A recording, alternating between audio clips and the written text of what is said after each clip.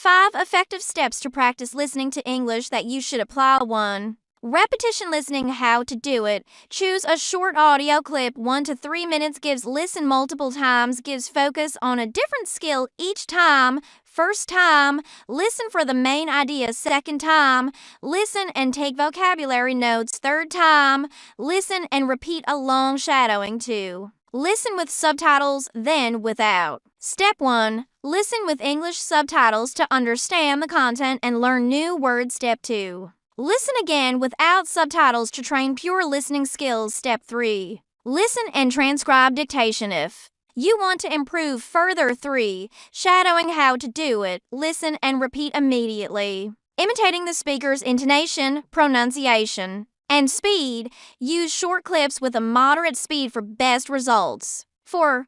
Listen by familiar topics. Choose topics you are interested in. Travel, weather, movies, technology. When you are familiar with the context, it becomes easier to guess the meaning and understand the content. 5. Practice listening through the YouTube channel Easy English with Daisy. This channel features short conversations and stories that help learners practice listening in a simple and effective way.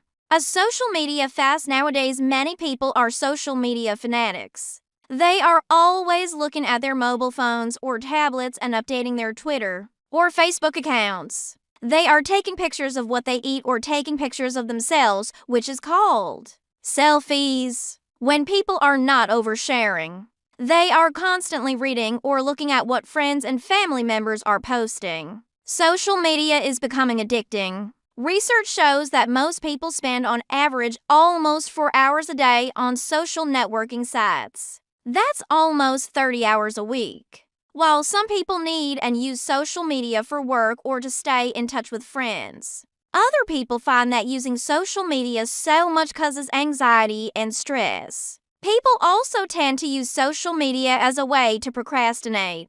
So, just as many religions ask people to abstain or not to have certain foods or drinks for a certain time, many people are taking social media fasts. They are not updating their statuses, and they are also not reading what other people are posting.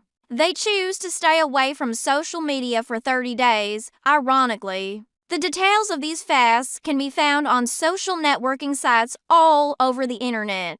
The reasons people undertake a fast are varied. Some people want to reconnect with their families or friends by disconnecting from their cell phones. Some people want to be more productive at work. What did some fasters do instead of logging on? Some decided to connect with friends by actually sitting down and having face-to-face conversations. If friends or loved ones were far away, they would call them on the telephone instead. Some even wrote handwritten postcards or letters. The results were mixed. Some people felt that not using social media made them more anxious.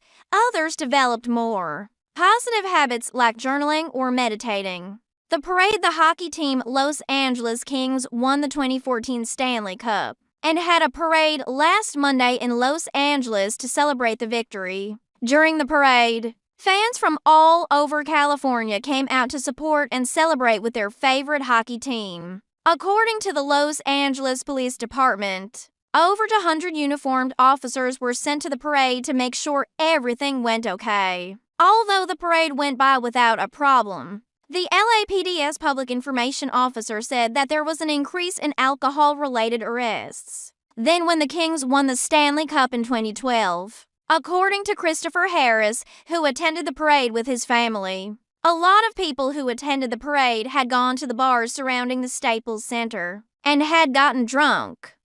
Before attending the parade, I saw one person throw up on the street in front of a policeman. They put him in the back of the police car, Harris said. The cheers from the crowd started getting louder and louder as the players from the Kings started passing by. Robert Lopez, who attended the parade even though he was rooting for the New York Rangers, said that the Kings fans started getting really annoying. He was pretty sure it was because of the alcohol. Everyone seemed pretty drunk. Lopez said that he was glad that he didn't bring his New York Rangers jersey, as he originally planned on, because he said people would have definitely thrown stuff at him. A public relations worker For Los Angeles Kings issued a statement for the hockey organization saying that they do not condone people to drink before going to attend the parade. He went on to say that they took the precaution of having the parade start earlier than it did in 2012 so that people didn't have a chance to go get a drink. It seems as if it still failed. The Queen Mary Susan grew up in Lincoln, Nebraska, the heartland of the USA. She remembers playing in the cornfields as a child and seeing miles and miles of land stretching out as far as she could see. One day, her aunt took her to see the 1997 movie Titanic starring Leonardo DiCaprio and Kate Winslet. She marveled at the sight of the vast ocean. It was something she had never seen before. She remembers turning to her aunt to say, "I'm going on a ship like that one day, Auntie." True to her words, Susan left Nebraska and moved to Los Angeles, California. She wanted to live near the ocean and was delighted to discover the Queen Mary was permanently docked in Long Beach. The grand ship, which has the same size of the Titanic, is now a museum and tourist attraction. She didn't hesitate to book a tour of the ship. "This is wonderful," she thought to herself. Upon arriving on board, Susan was not disappointed. It was everything she hoped it would be. The ship was restored to its original state, which was very luxurious. The tour she took highlighted the ship's history and importance over the years. She ate at one of the 3 restaurants and stayed the night in the ship's hotel. The Queen Mary was built in the 1930s in Great Britain and enjoyed many years sailing across the Atlantic Ocean. It was host to many dignitaries such as Winston Churchill, the Duke and Duchess of Windsor, and many Hollywood celebrities. During World War II, the ship was assigned as a troop transport where it was used to transport up to 18,000 Allied soldiers per trip. After the war, it was restored to its original state and began its transatlantic travels in 1967. The city of Long Beach purchased the aging ocean liner, and it has been a popular attraction for the city ever since. "It is living history," said Susan after her visit. "A garage band, many young American boys and girls dream of becoming a rock star at one time or another in their lives. American culture is largely defined by the music young people enjoy. During the 1960s, music in the United States was greatly influenced by the social issues of the day. Many call the decade a revolutionary period in the country's history, and music was a big part of that revolution. When David was young, he was in love with the Beatles. The English band was possibly the most impactful group of the generation. It revolutionized music like no band or artist before them. Most young boys wanted to be Paul McCartney or John Lennon, the 2 founders of the band. Becoming rich and famous in America is one of the attractions of living in the U.S., and becoming a rock star is one way of achieving this. David knew this, so he got together with 3 of his friends and convinced them to form a band together. Many American rock and roll bands began their journey in someone's garage. One notable group to start this way was Van Halen.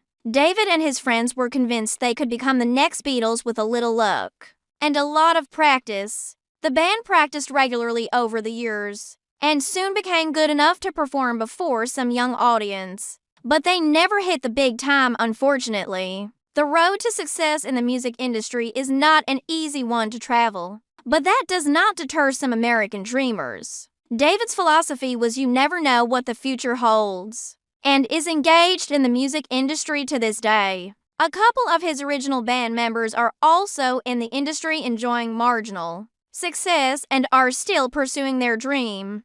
Memorial Day and Veterans Day. Laura was confused.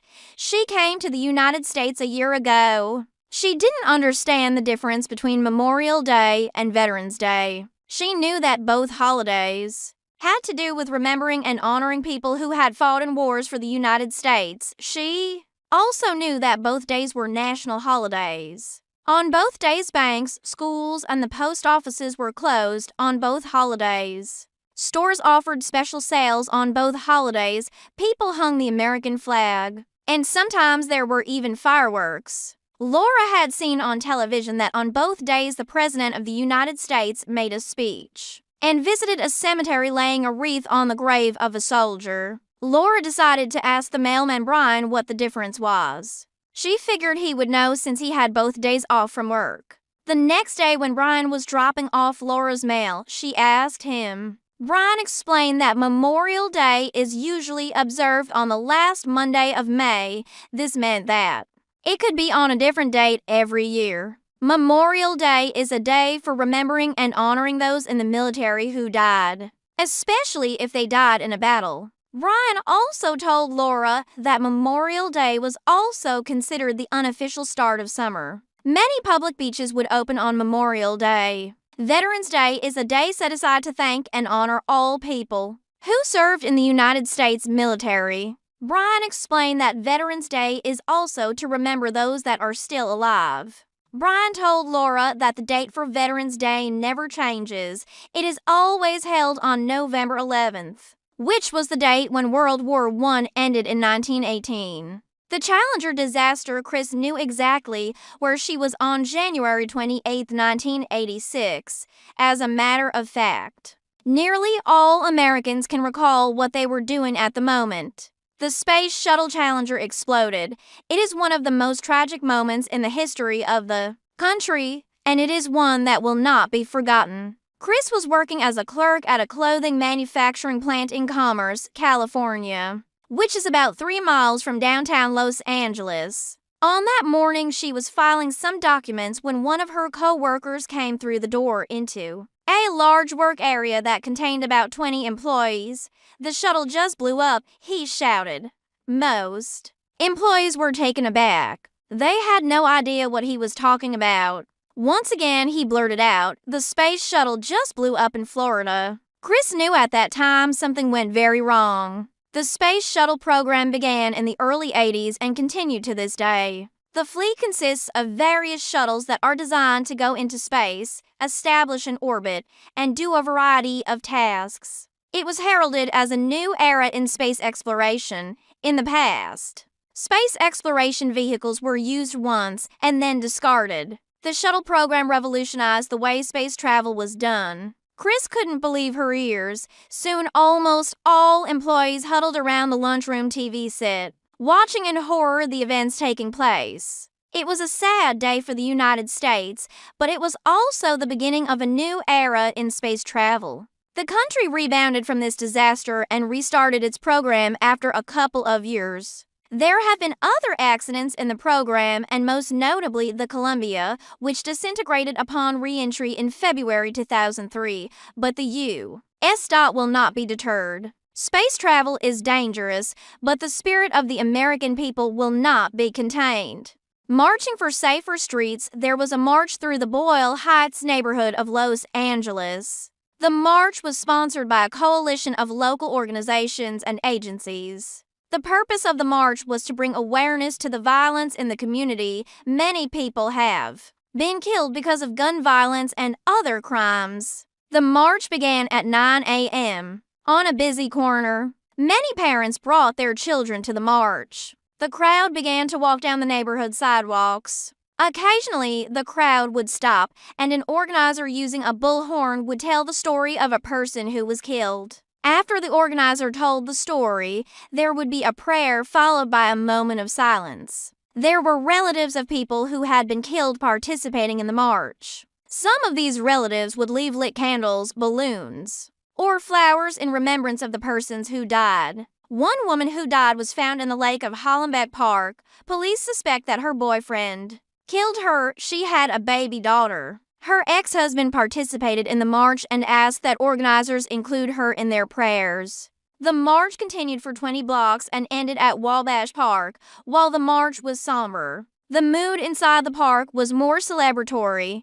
Different organizations had booths with information about local programs. There was a craft table for kids to draw a picture about the kind of neighborhood they wanted to live in. Different bands played between speakers offering solutions to the neighborhood's problems. On the same day, there was another march at a nearby housing project. In the spring, 4 houses were firebombed. Police suspect the attacks were racially motivated. Organizers plan to hold the march again next year. They really hope, though, that conditions in the neighborhood would improve, so they wouldn't have to march.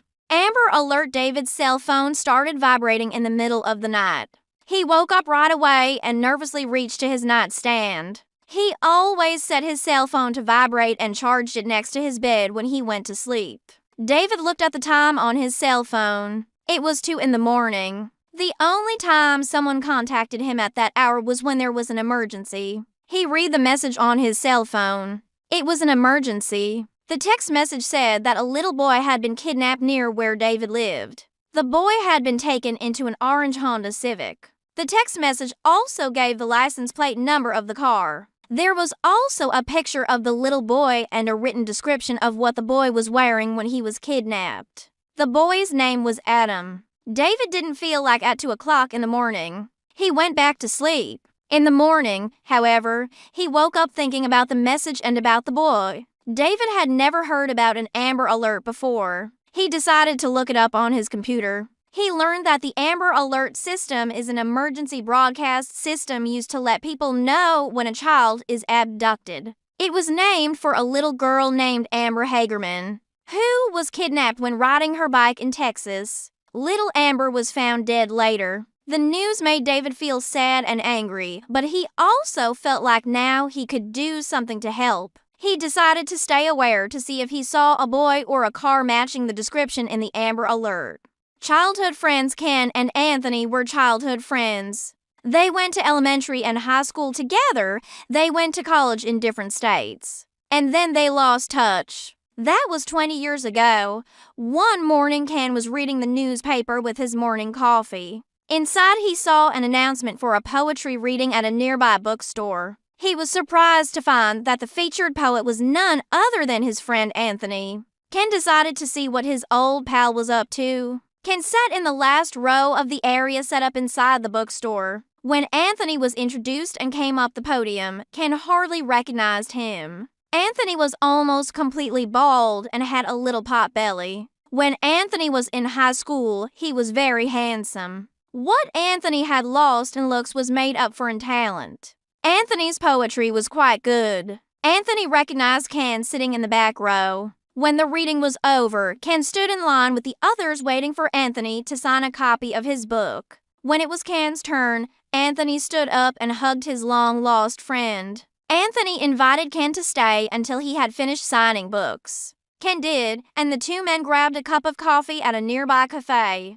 Even though so many years had passed since the two had seen each other, both men had a lot in common. Both graduated from college with degrees in comparative literature. Both went to graduate school. Anthony got his Master's of Fine Art in Writing. Ken went to law school. Both men married Mexican women. Both men divorced. Both men also had sons that were only a year apart. Ken and Anthony decided not to lose touch again. They planned to meet once a month for breakfast on Saturdays. Board game night, a great American tradition dating back to the birth of the country, is the board game night.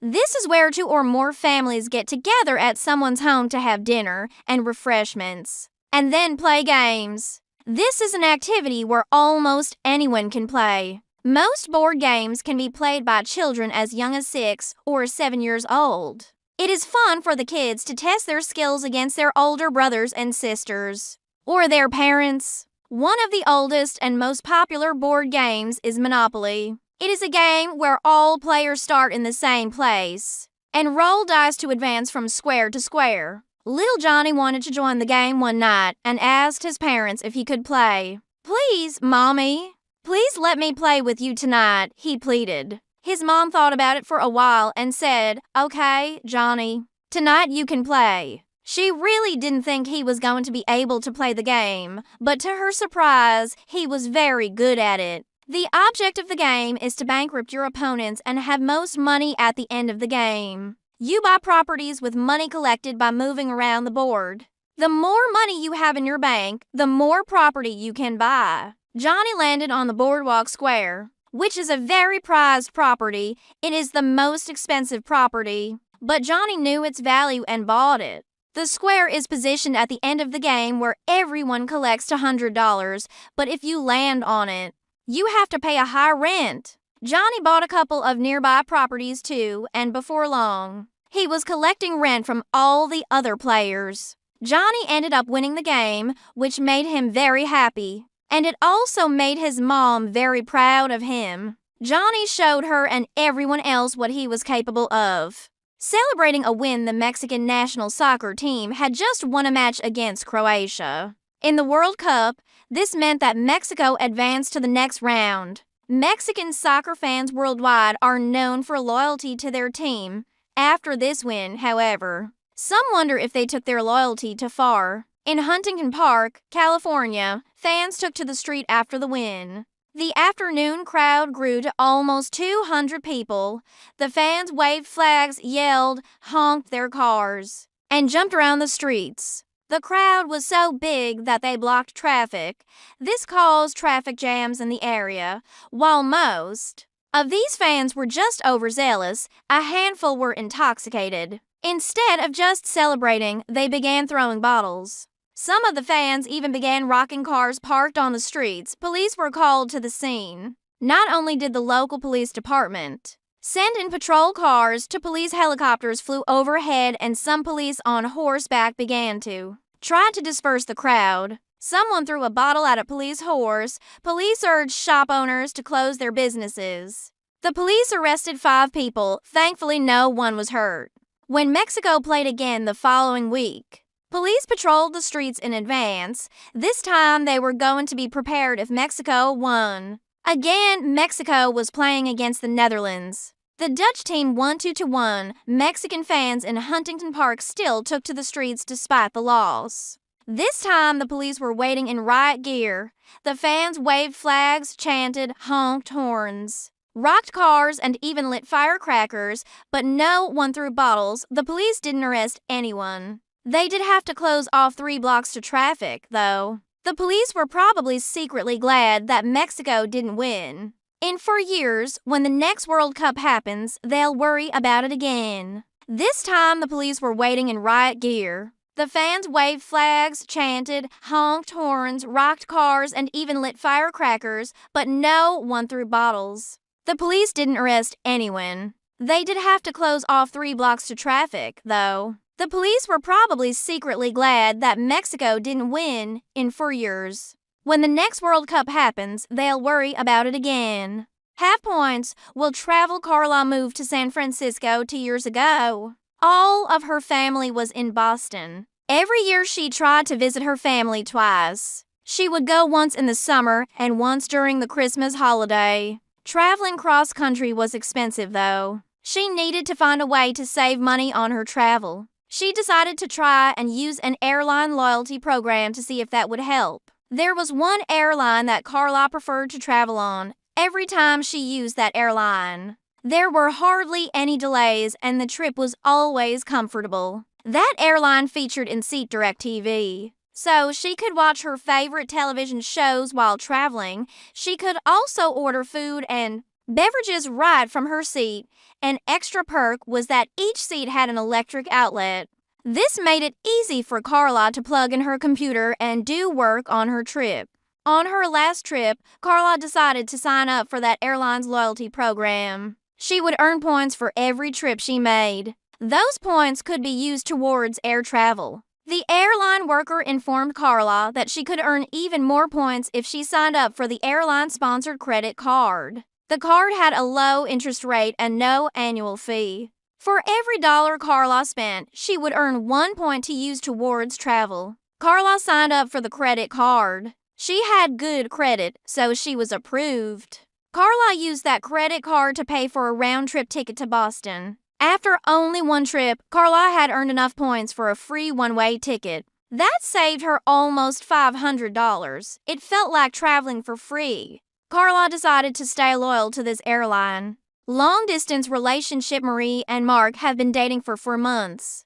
The relationship is moving fast. They already are talking about a future together, including moving in together. For Marie, this means moving her 2 children from a previous marriage as well, Marie's children. Call Mark Daddy. Marie and Mark see each other almost every day, and yet they have never actually met. Marie lives in the city of Terrace and Mark lives in Houston. They began conversing with each other in an online chat room. How they see each other is through video chat programs like Skype. They are constantly texting one another and sending one another pictures. Marie asks her friend Bella for advice. Bella met her husband Dan on Twitter 4 years ago and moved from New York City to Los Angeles to be with him. It was different from Marie and Mark's situation, though. Bella and Dan had friends in common, even though they lived on opposite coasts of the United States. Bella also traveled to Los Angeles a number of times to decide if she really liked Dan and if she could live in another city. Dan and Bella traveled back and forth for over a year before deciding to move in with another and make a life together. Bella, like Marie, has 2 children from a previous marriage. Bella's kids do not call Dan Daddy, though. Bella warns Marie not to get into deep. She tells Marie that Mark needs to come and visit Los Angeles. Marie can also go to Houston. Bella feels that you really cannot be in a relationship with someone you only know through the computer. There have even been cases of people being tricked and not being who they say they are. Marie is infatuated, though. She and Mark have started talking about the kind of house they will buy together in Houston. Summer school, it was the first week of June. Gabby just finished her 3rd year of high school in El Sereno. However, when she received her report card in the mail, she learned that she failed a semester of algebra. This meant she had to go to summer school. Gabby was glad she had the chance to make up the class. She can't move on to the next level in math if she doesn't pass algebra. Summer school isn't easy, though. Gabby has to master the material in 6 weeks instead of the 20 she had during the regular school year. Summer school also meant that Gabby would be stuck in a hot classroom while most of her friends were at the beach or local amusement parks. Her friends passed algebra, so they had most of June, July, and August free from schoolwork. Going to summer school also meant that Gabby's family had to change their summer vacation plans. Gabby had to be in summer school from 9 a.m. to noon. She couldn't stay up late on weeknights or sleep in. She had to be on the bus at least an hour before class started or else she would be late. The classrooms were hot since the school building was old and did not have air conditioning. When Gabby came home from school, she couldn't do whatever she wanted. After Gabby took the bus home from school, she had homework to do. This was the first time Gabby had to go to summer school. She wanted it to be the last time. Gabby made a promise to herself. In the fall, when regular classes begin again, she will try her hardest to pass. Sweating in a classroom while your friends are out having a good time is not fun. Summer break is not so much of a break when you have school. At Father's Day, Francesca picked up her 7-year-old son from school one afternoon. Isaac proudly showed his mother what he had made at school that day. It was a card made out of brightly colored construction paper. "It's for Father's Day," Isaac explained. The card was cut into the shape of a man-s dress shirt with a drawing of a man-s dress tie. Inside the card, Isaac had written the words "Happy Father's Day." Francesca wasn't familiar with Father's Day as it wasn't something celebrated in her home country. So she asked her neighbor Jenny about it. Jenny told her that Father's Day, like Mother's Day, is a made-up holiday in the United States. It is always celebrated on the 2nd Sunday in June. People give fathers cards, presents, go out to eat at a restaurant, or do something special that day. It's a day to show gratitude to your father, Jenny explained. Francesca understood, but she also felt a little bad. While the Father's Day card Isaac made was nice, Isaac's father never wore a dress shirt or a tie. Isaac's father, Tim, wore a uniform to work. On his days off, he liked to dress casually and comfortably. The most dressed up he got was by wearing a polo shirt. Francesca had an idea. She went shopping the day before Father's Day to get her husband a surprise on Father's Day morning. She and Isaac gave Tim a box wrapped up in nice paper. "Happy Father's Day," Francesca and Tim shouted. When Tim unwrapped the box, he laughed. Inside the box was a Father's Day card Isaac made in school. Also inside the box were a dress shirt and a tie. They were the same color as the card Isaac made. Tim, Francesca and Isaac went next door to Jenny's house for a barbecue. Tim wore the dress shirt and tie. Black Friday, it was the morning after Julia's first Thanksgiving in the United States. The night before, she had a huge dinner with her friend Elizabeth's family. Before eating roast turkey, sweet potatoes, and cranberry sauce, each person at the table had to say something they were grateful for. Julia appreciated that she was able to participate in this holiday. That recalls the Pilgrims' first harvest after arriving from England a long time ago. Julia's phone rang at 4 in the morning. It was Elizabeth. Elizabeth invited Julia to go shopping with her. "We are going to the stores so early," Julia asked sleepily. Elizabeth explained that the day after Thanksgiving in the United States was called Black Friday. Stores, which held special sales, started very early. "It's the official start of the holiday shopping season," Elizabeth explained. Julia and Elizabeth were outside the local shopping center by 5 in the morning. Julia was surprised to see that not only were all the stores open, but they were crowded. Elizabeth told Julia that this was nothing. Some people camped outside the mall all night so that they could be among the first to enter and get extra special deals called doorbusters. Many times these doorbusters were electronic items at extremely reduced prices. Often only a small number of these items are made available. Sometimes they are only available to the first 100 people in line.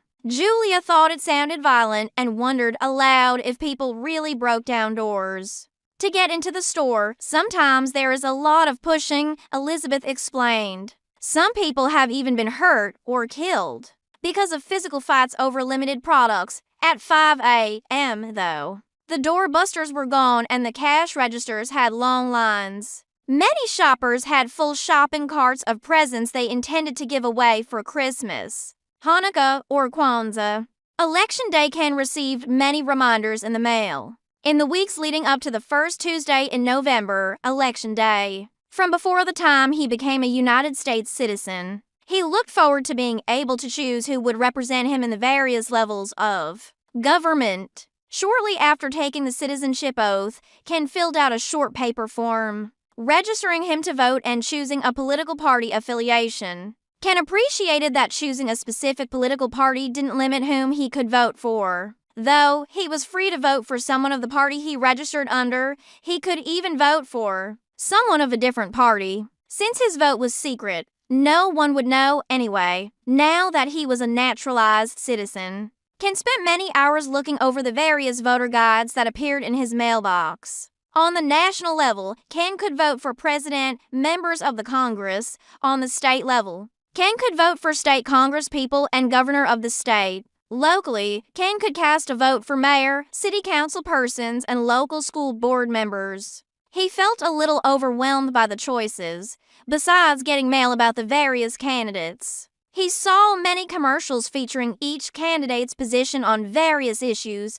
There were also televised debate, which helped show what the candidates have in common and how they differ. Ken was nervous on the day he went to vote. He went to his local polling place. A poll worker asked for Ken's name and address to verify he was registered. Ken confirmed his registration by signing next to his name. Then he was given a ballot and led to a booth where he had to make some tough choices. Prom night, Collie noticed that her son Jesus, a high school senior, was acting very strangely. He seemed to be hoarding his allowance and having many whispery conversations with his friends. When Collie asked Jesus about it, he admitted that he was nervous about prom, a dance held at the end of senior year of high school for those graduating. Jesus was feeling a lot of pressure to ask a girl to be his date for the prom. Girls, like Lexi, were also feeling pressure about a guy they liked asking to the prom. A photographer would be on hand to capture on film forever who said yes. Then there was the matter of the clothes. Young men like Jesus didn't have to worry so much. Most of them would just rent tuxedos. Young women, like Lexi, however, had to make sure that whatever dress they wore would be unique. There is nothing more embarrassing than going to the prom and having another girl wearing the same dress. For the parents like Collie, one of the biggest stressor was money. Tickets to the prom cost $120 per student, renting tuxedos cost a lot of money, not to mention the fact that traditionally he had to buy his date a corsage. Most students split the cost of a limousine among friends. Collie had more than money on her mind, though. She had heard stories about wild things happening on prom night. She worried about Jesus drinking alcohol, even though he was underage. Collie encouraged her son not to worry so much about finding a date. Maybe he could go to prom with a group of friends. That was what Jesus ended up doing. It was fine until it was time to be photographed. All of Jesus' friends split up into couples. Jesus posed alone. Need to learn how to drive. Meryl was a little embarrassed to admit it. She was 37 years old and didn't know how to drive. When she lived in Queens, it wasn't such a big deal. Everything that she needed was close by. The supermarket was 1 block away. She would take her shopping cart and get what she needed for the week easily. When she didn't feel like dragging the shopping cart, the supermarket even delivered for free. All she had to do was tip the driver. She would use that same shopping cart to take clothes to and from the laundromat, which was only a block away. While Meryl's job was not a block away, the subway station was. Every day she would walk the block to catch a 45-minute underground train ride to work. She repeated the journey in reverse to return home in the evenings. Alhambra Shore was different, though. The walk from Meryl's house to the supermarket was nearly a mile. She didn't feel like walking that long a distance while pushing a shopping cart full of a week's worth of food. The laundromat was a mile in the other direction. She wasn't going to push her dirty clothes through that many streets. There were no trains nearby to take her to work, just buses. The buses always took a long time to come. For the first few weeks, Meryl was always late everywhere. Sometimes when she had an urgent appointment, Meryl would ask friends to give her a ride somewhere. Almost all of her friends had cars and knew how to drive. Most of them learned it when they were in high school. After a while, her friends were tired of giving Meryl rides everywhere. You need to learn how to drive, Meryl, they told her. She knew they were right. But Meryl was scared. T-Ball, Emma's son Johnny, had been bugging her about joining a sports team like all his friends. One day she took Johnny to the local recreational center, where they were having tryouts for baseball. She found out about the tryouts from a banner she saw hanging outside the recreation center when she was driving by. Baseball seemed like the perfect sport for Johnny to learn to play, since it is nicknamed America's pastime. Emma took her son to the tryouts after school. "I'm sorry," one of the coaches told Emma. Johnny was too young to try out for baseball. Since he was 6 years old, he could try out for T-ball, though. T-ball is similar to baseball except that there is no pitcher. Instead, the ball is placed on a stand called a tee because of its shape. This makes it easier for younger kids to hit. T-ball games are also shorter than regular baseball games. Regular baseball games last 9 innings. Emma couldn't imagine her son standing still for 9 minutes. T-ball sounded like a good way to introduce her son to the responsibilities of being on a sports team and the rules of baseball. Emma had to bring Johnny back on a different day to try out for T-ball. When she did, he was put on a team. After paying a fee, Johnny was given a uniform. Johnny looked at the back of his uniform. "Hey, look, Mom, I'm number 1, he said proudly. Once Johnny started playing, though, it was clear to Emma that he was not very good at baseball. He stuck with it, though, and his team ended the season in 4th place. There were only 4 teams in the T-ball league. "Can I play again next season?" Johnny asked his mom. "Yes, but see if you can get another number," she told him. A breath of fresh air. Sam was so proud of himself. He had gone 2 years without smoking a cigarette. At the age of 14, Sam was already puffing away on his favorite brand of cigarettes, Marlboro. Even though people have to be over the age of 18 in America to buy cigarettes, Sam knew of a few stores that sold cigarettes without checking identification. Sam had spent 7 years smoking. He was 21 when he decided to quit. Sam decided to quit after discovering he had been coughing blood. He would get tired quickly, and he noticed his teeth were getting really yellow. Whenever Sam would hang out with his friends that smoked, he would always want a cigarette really badly, but was always strong and said no when they offered him one. Before Sam quit, he would go through a pack of cigarettes a week. The pack of cigarettes usually cost him $5.25. As a way to encourage himself to stop smoking, Sam decided to save his money every week. After 2 years, Sam took out all his money he had saved from not smoking and saw that he had saved $500. He decided to buy a bicycle so he could ride it for fun and for exercise. As he started riding his bike more frequently, he noticed that he didn't think about smoking anymore. He didn't want a cigarette when he would hang out with his friends that smoked. Sam would ride his bike in the morning because he loved getting a breath of fresh air. In the past, when he smoked, the only time he got a breath of fresh air was when he went out for a cigarette. He enjoyed being outside breathing in the air that would hit his face. As he rode his bike through the town, falling into a dream music had always played a big role in Jonathan's life. He liked different types of music, from hip-hop to rock and roll. One of his favorite bands was the Beatles.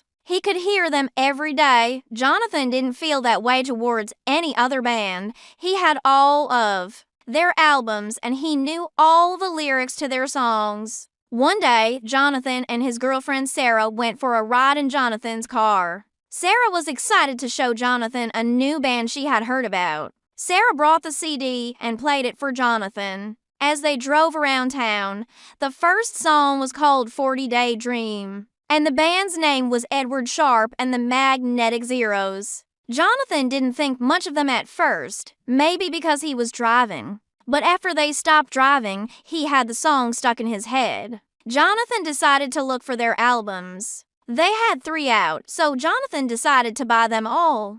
During a rainy day, Jonathan invited Sarah to his house and they listened to all 3 of their albums. Jonathan loved the band. He loved how they sounded like bands from the past.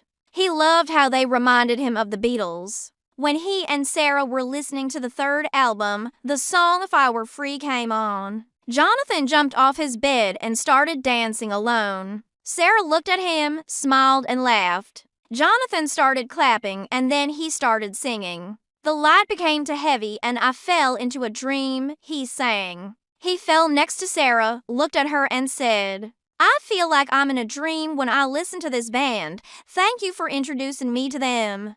Stop and frisk, the night was calm in Los Angeles, although the wind was particularly chilly. Frank had gotten out of work in downtown Los Angeles around 11 p.m. He got his sweater, put his headphones on to listen to music, and put his backpack on. Frank liked taking his backpack to work because he could take a change of clothes to work so that he didn't have to wear his uniform after he got out. In order to get to his house, Frank had to take a bus and a train. But he didn't mind because he could listen to music after getting off the train. Frank got something to eat at a little restaurant that stayed open late and served hamburgers. After eating, Frank still had to walk for 30 minutes. While Frank was walking through a small street with a lot of homes, he noticed there was a car behind him following him slowly. He looked back and noticed it was a police car. He didn't mind because he wasn't doing anything illegal, so he kept walking. As Frank was about to get home,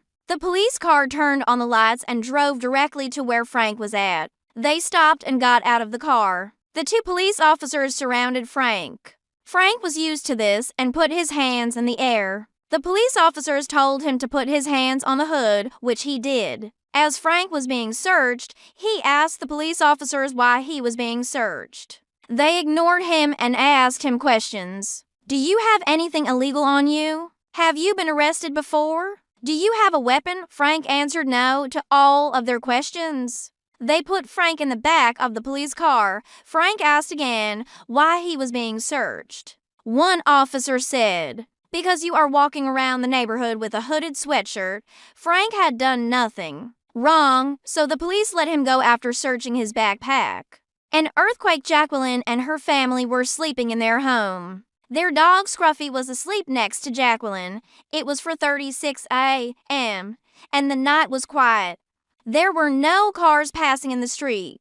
No noise could be heard. It was like everything was still. Jacqueline always put a cup with water next to her bed, so that if she got thirsty during the night, she didn't have to walk all the way to the kitchen. That was when it happened. The furniture started shaking, and the cup of water fell to the floor. Scruffy started barking, and it woke up Jacqueline. She looked around and saw that all her stuff was shaking. She started screaming. Soon after, her father came in and told her to come out quick. It was an earthquake. Jacqueline was so scared and couldn't move. Her father went in and picked her up. He took her outside, where Jacqueline's mother and brother were at already, Jacqueline and her. Brother were crying. They didn't understand what was happening. Luckily, Jacqueline's mother had prepared an emergency kit and had it outside. She looked for the key, which was hidden inside a fake rock, and unlocked the box. She pulled out blankets to keep her children warm. Jacqueline looked at her mother and took the blanket. She then saw her dad take a flashlight from the box. He used the flashlight to see if the house had any damage. The father knew the house was not safe, so they stayed up until someone could examine the house. The children didn't have school due to the earthquake, so they spent the day with their parents. Jacqueline was so proud of her parents. Because they knew what to do during this disaster, she talked to her friends. And they weren't so lucky. Jacqueline went up to her mother and father and hugged them. Because she knew she felt the protection of her parents.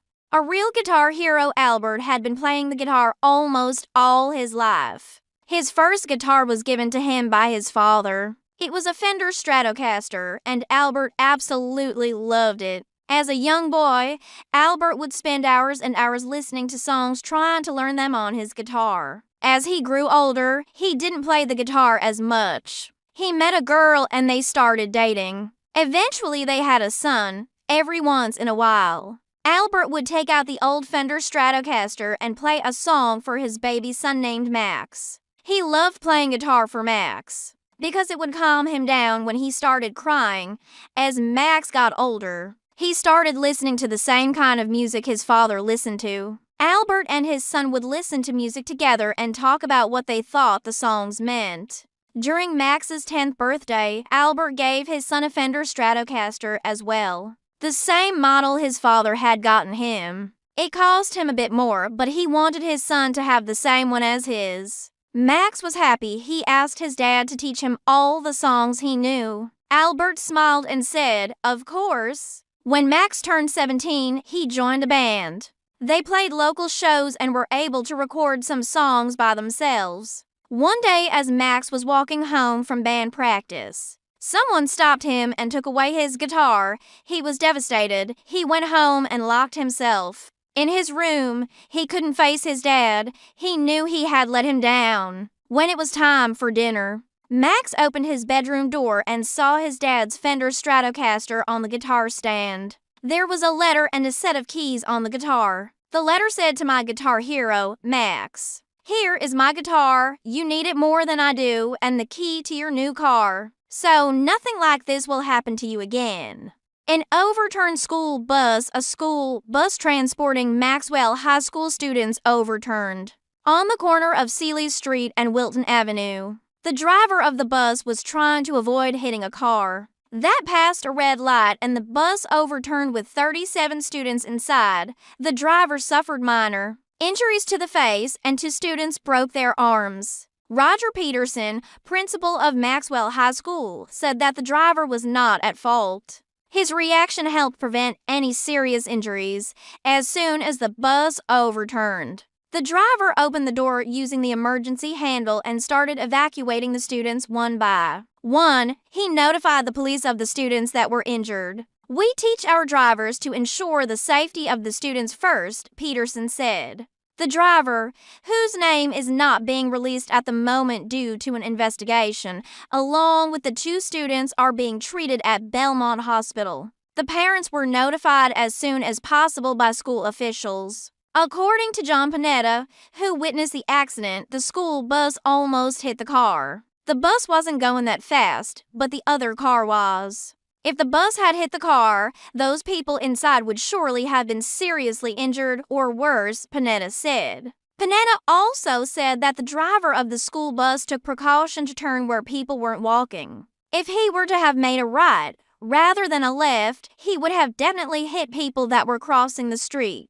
Peterson issued a statement saying that the students who were inside the bus could miss school the next day to make sure they were okay and relax with their family. According to Peterson, the police provided him with a list of students that were involved in the accident. Police are looking for the driver of the car that passed the red light.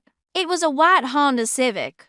Calm and relaxed Anthony was a senior at high school and had a car. Even though Anthony wasn't 21, which is the legal age to buy alcohol, he would occasionally have a drink with his friends. Anthony was excited because today was his prom day. He had his tuxedo on and had a flower for his date. He got into his car and went to pick up his friend Jacob and then to pick up Jennifer, his date. When they showed up to the prom, Jacob's date and Jennifer went to the restroom. Jacob took out a small bottle of whiskey from his jacket pocket and told Anthony to take a drink. Anthony took some and didn't like it, but he still drank. As Anthony and Jennifer danced, he began to feel dizzy. He was drunk. "Anthony, are you okay?" Jennifer asked. Anthony looked at her and laughed. She figured out that he was drunk and decided to leave with Jacob's date.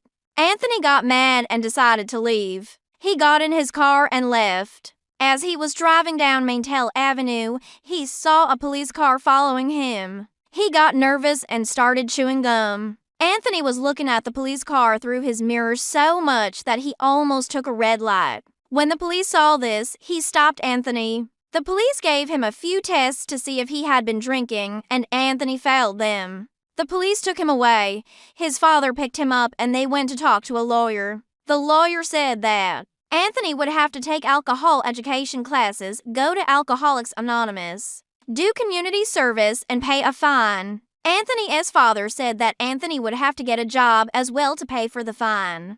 Anthony decided never to drink after that. He said that it wasn't worth it. A day at the library, Claudette's dad didn't let her have a boyfriend. He told her that 12-year-olds aren't supposed to have boyfriends. Claudette always wanted a boyfriend, but didn't want to get her dad mad. She would always go to the library after school to study and wait for her dad to pick her up. One day, a boy named Stephen decided to go up to Claudette and say hi. "Hello, my name is Stephen.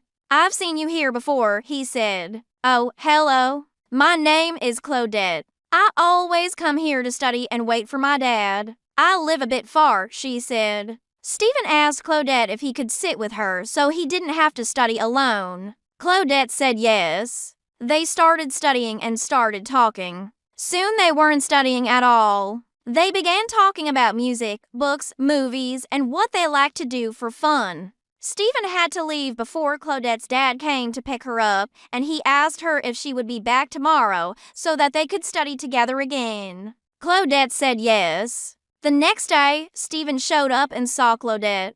He sat down and she smiled at him and said hello. They began talking about their classes and what they were learning at school. After they talked for an hour, Claudette told him she had to go look for a book and if he could go with her. Stephen agreed and went to look for the book with Claudette. As they were looking for the book, Claudette was in one aisle and Stephen was in another. Claudette took out a book and saw Stephen was looking at her. She smiled and he told her she was beautiful. She was happy he said that, because she really liked him. Claudette asked him if he wanted to be her boyfriend. Stephen said yes, as they were hugging. Claudette's dad came in and saw them. He split them up and took Claudette by the hand. He told Stephen that he wouldn't be able to see her again. Stephen was sad.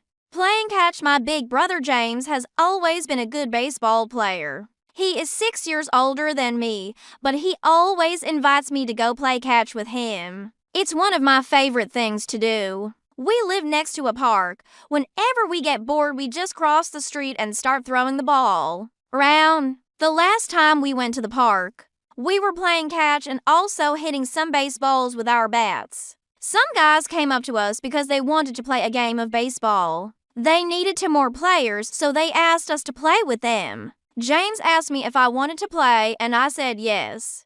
The guy's name was Christian, and he introduced us to all the guys. James introduced me and gave the guy our names. I asked Christian if I could play catcher. I always liked playing catcher at school. He said that I could and James got first base. During the game, James got a home run and I was excited for him. I got on the base twice, but I got out all the time. I was sad, but James told me not to worry and that it happens. After the game, Christian and the guys told James if he wanted to go grab a drink with them. I thought James was going to go because he likes to drink, but he told them that he was going to take me out to eat. We thanked them for the game and Christian asked James for his phone number just in case they ever needed more players for a game. James gave it to him and then we went to go eat at Jim's Burgers. I asked James why he didn't go to drink with the guys. He told me that he knew his responsibilities. I didn't know what he meant,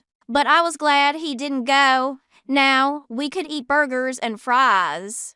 The humor and laugh George had always been a funny guy. I met him at the movie theater. I went to see the new Spider-Man movie, and he was there dressed up like Spider-Man. He was acting like Spider-Man. And everyone was clapping for him and asking him for pictures. My girlfriend wanted to go take her picture with him, and I said okay. When I went up to him, I asked him if it was okay to take a picture of him and my girlfriend. He said yes. I took the picture and started talking to him. He told me that his friends hadn't showed up yet and that he didn't want to sit alone. My girlfriend and I decided to sit with him. After we saw the movie, I asked him if he wanted to go grab a bite to eat. He accepted my invitation. He had me and my girlfriend laughing the whole drive to the restaurant. We talked a lot on the phone. We were big fan of Nintendo games. I invited him over to my house so we could play. George never had a bad thing to say about anyone. He told me once that there is good in everyone. Some are just afraid to show it. George had invited me to his house one day to play old Nintendo games. But when I showed up to his house, no one was there. I looked around and called him on his cell phone, but no one answered. I decided to leave and come back in an hour. When I got back to George's house, I saw that someone was inside. I knocked on the door and an older woman came out. It was George's aunt. I asked her if George was home. She looked at me with sad eyes and said that George was in the hospital. I finally understood why George was the way he was. George had cancer, and the doctors told him that he could go at any time. That's why George was always looking for the humor in life, because his real life was filled with sadness. How Johnny met his wife Johnny has always loved taking long walks. He lived close to Griffith Park in Los Angeles. The park is very beautiful. It has trees and winding roads leading up to the hills where he could get lost for hours. Whenever he hiked up there, he always felt at peace with the world and with himself. It was his personal safe zone. One day Johnny was hiking up a trail that he had not tried before, and soon he was lost. Griffith Park is very large and people have been lost up there in the past, but he knew he would find a way back. After about an hour of walking around in circles, Johnny heard something move in the bushes. It scared him for a second, but he just kept walking. It was starting to get dark, and he began thinking that he might have to spend the night in a cave, or under a rock or something. That was when he heard more noise coming from the trail. It was very loud. "Hey!" Johnny shouted. "What's out there? Stay away." He was sure it was a coyote or maybe a mountain lion. He started looking for something to fight back with in case of an attack. Johnny was in a full panic and started shaking uncontrollably as the noise got closer and closer. Just as he thought that an animal was going to jump out of the bushes, he saw the most beautiful girl he had ever seen in his life. She was tall and blonde and had long, straight hair, and the first thing she said was, "Are you okay?" Johnny was in a full panic and started shaking uncontrollably as the noise got closer and closer. Just as he thought that an animal was going to jump out of the bushes, he saw the most beautiful girl he had ever seen in his life. She was tall and blonde and had long, straight hair, and the first thing she said was, "Are you okay?" It turned out her name was Sheila, and she was a park ranger. She told Johnny that she had seen him walk up the trail earlier, but did not see him come back down. So she decided to come up to see if everything was okay. Johnny had never been so embarrassed in his life, but that was okay. The couple ended up getting married a little more than a year after that. She saved Johnny's life that day in more ways than one. My bike club, I had the most wonderful childhood. I grew up in San Diego, where it rains about 2 days a year and it's always sunny and bright. I could ride my bike just about any day of the year and had lots of friends. My best friend was George Kenny. George lived just a few houses down the block from me and we were the same age. Actually, I was about 28 days older than him, a fact that I always threw in his face. "You must respect your elders," I would sometimes tell him. That usually got a nasty response from him. Anyway, George came up to me one day and said, "Hey Richard, why don't we form a bicycle club?" I thought about it for a while and then he said, "We could give ourselves a cool name and get hats and stickers and have lots of fun." What do you say? I immediately fell in love with the idea. You bet, Georgie Porgy. I used to call him that all the time even though I knew he hated it. Well, before we knew it, we got a couple of other guys together and came up with the best name for a club ever. We were the White Skulls. Why we chose that name, I'll never know, but all the kids seemed to like it, so I was okay with it, too. The four of us went to the local bike shop and we each picked out a skull decal to put on our bikes. I chose a green one, while Georgie Porgy picked red. He shouted, "I am the Red Skull. I am the king of the club. If you don't like it, try to take it from me." George was a pretty big guy, so no one argued with him. We rode our bikes everywhere and had a great summer. That's how we formed the greatest bike club ever. Helen the gardener Helen was outside watering her lawn like she does every other day. She loves her lawn and her garden. She has the prettiest house on the block, but it's only because she works at it very hard. Helen is in her mid-40s, but you wouldn't know it by looking at her. Her face is nearly wrinkle-free, and it seems she has more energy than people half her age. "Good morning, Helen," I said as I walked outside on my way to work. "Hi, Robert. How are you?" she asked. "Fine." "I'm doing fine. Your yard is looking good," I said, and it was. Sometimes it really bothers me that I can't get my lawn to look as nice as hers. What's your secret, Helen?" I asked. "Secret to what?" she answered. "To having such a beautiful lawn. I water mine.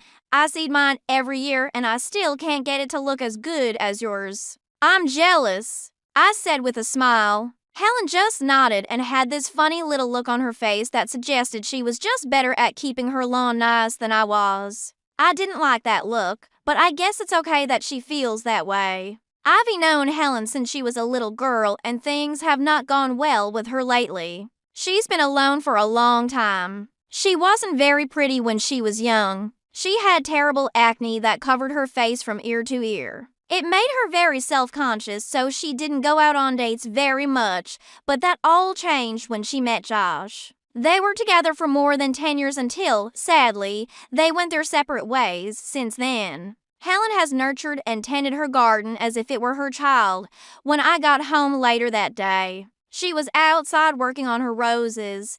I said hello to her as I walked to my door, and she smiled brightly. She looked beautiful. My friend Diego Alex was shopping at the local market yesterday trying to find some fresh vegetables for his dinner that night. The market is in the neighborhood and it is not one of the giant, national, big-name stores. It is a small store with only a few locations around Los Angeles. Alex likes these types of markets so much better than the superstores because there are real people running them. Alex knows the guy that runs the fruits and vegetables section at the market. His name is Diego, who was born in Tijuana, Mexico, about 120 miles from Los Angeles. Diego always lets Alex know what is a good buy at the market. "Hola, Diego," Alex said in Spanish. "Hey, Alex, how are you?" he answered in English. This happens every time Alex talks to Diego. Alex speaks to him in Spanish and Diego answers in English. Spanish is spoken a lot around LA. The city has the largest population of Mexicans anywhere in the world except Mexico City. Alex likes to show Diego how much Spanish he knows, and Diego also wanted Alex to know how much English he knows. It's so funny to hear a conversation like this. They sometimes get strange looks from people. Today, Diego got some beautiful oranges. They were big and plump and were at the right price, too.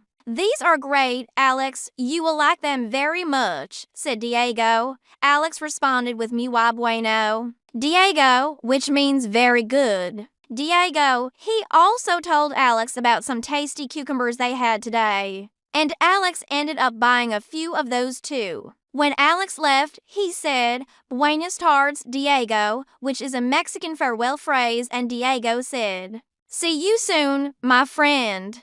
Going back to school, Dennis had always been a terrible student when he was a kid. His parents sent him to a Catholic school. He didn't know much about the school. Of course, he didn't know much about anything when he was 6 years old. But he did know one thing: all his friends from the neighborhood went to a public school. Dennis was the only boy that went to a private school, and his friends would often tease him about it. "You're not one of us. You're not one of us," they would sometimes chant. He wasn't really alone, though. His friend Patricia also went to the Catholic school, but she was a girl. After a while, they began walking to the small school together every morning. Pat was the first girlfriend Dennis had ever had. She wasn't his girlfriend. She was just a friend who happened to be a girl.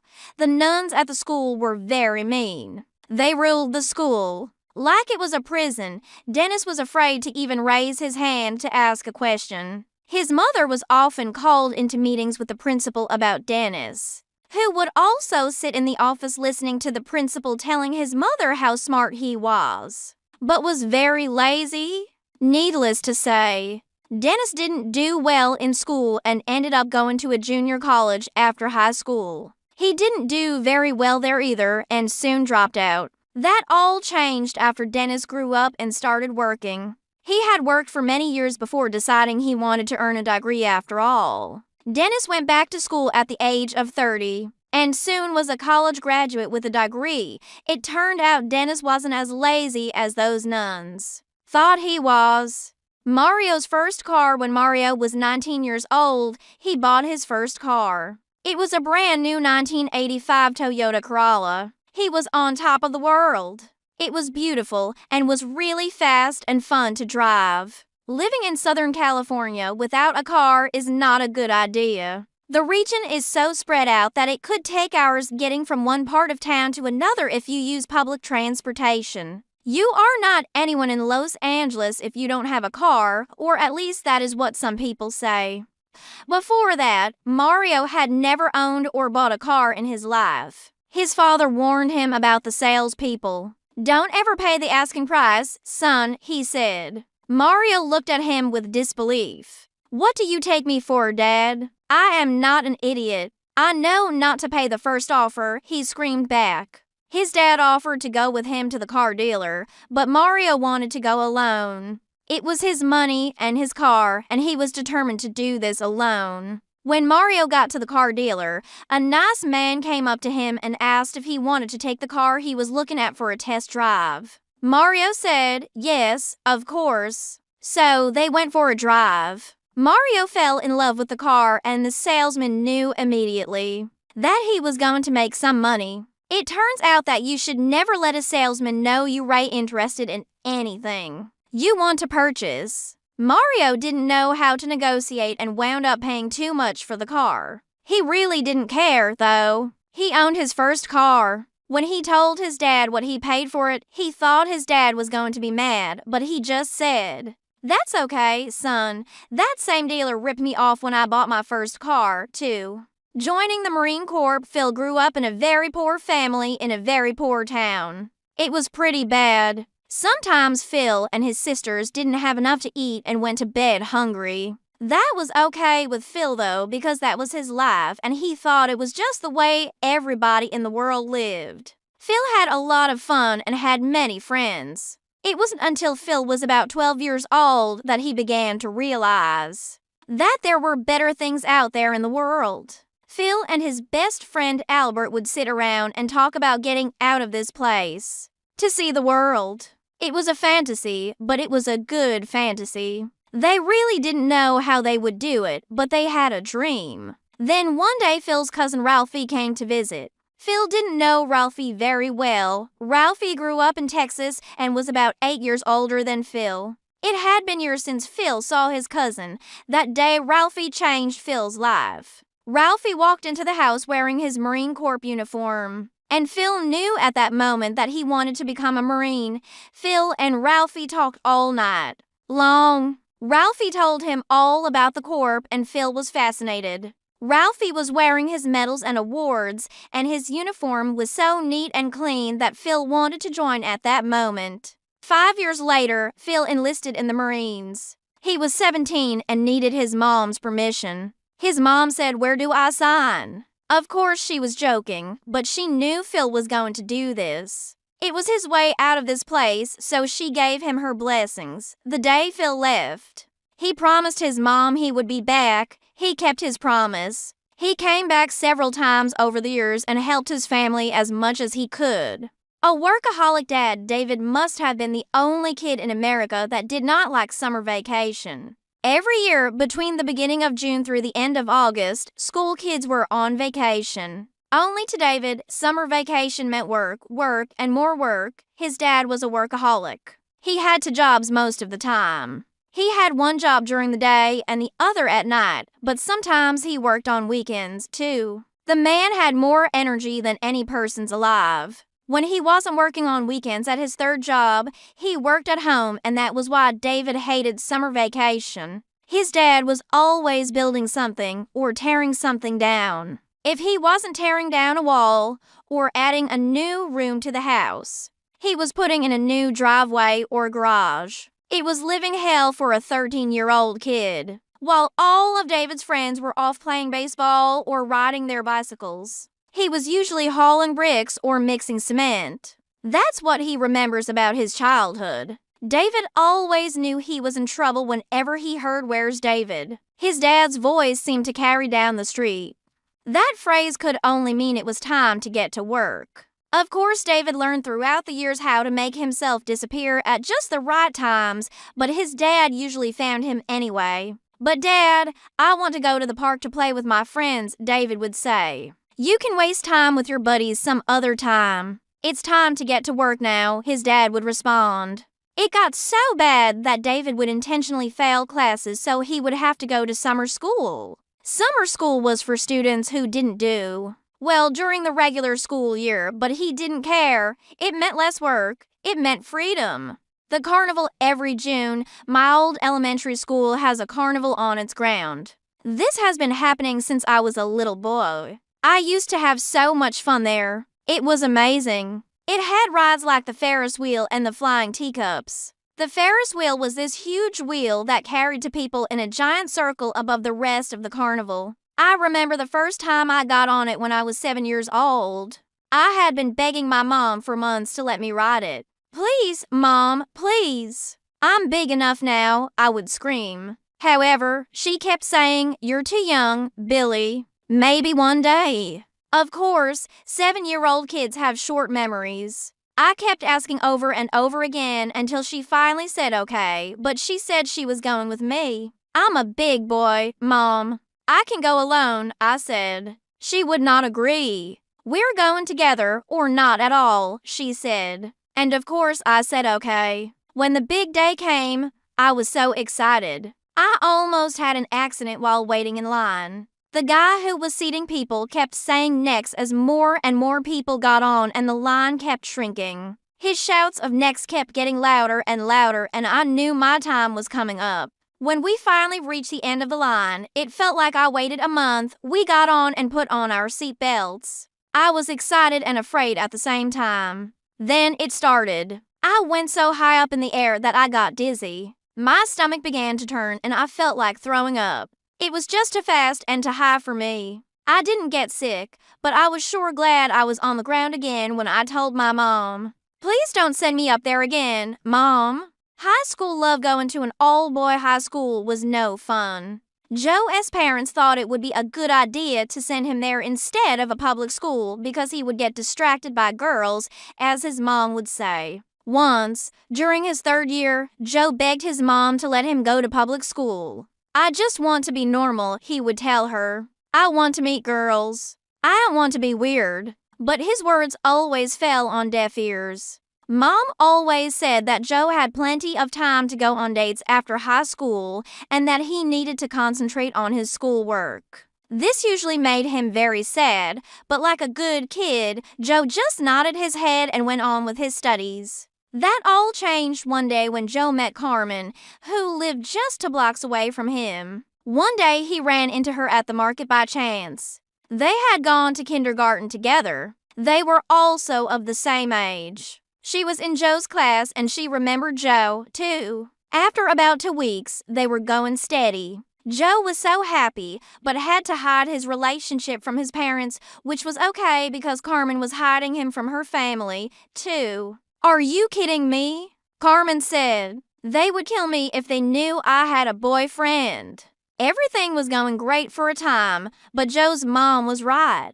His grades started slipping, and he soon was on academic probation because he was spending too much of his free time with Carmen. She also dropped a grade or 2. As a result, both of them had to go to summer school to improve their grades, but Joe didn't care. He was in love, and that was all that mattered at the time. Much later, he came to realize his mom was right.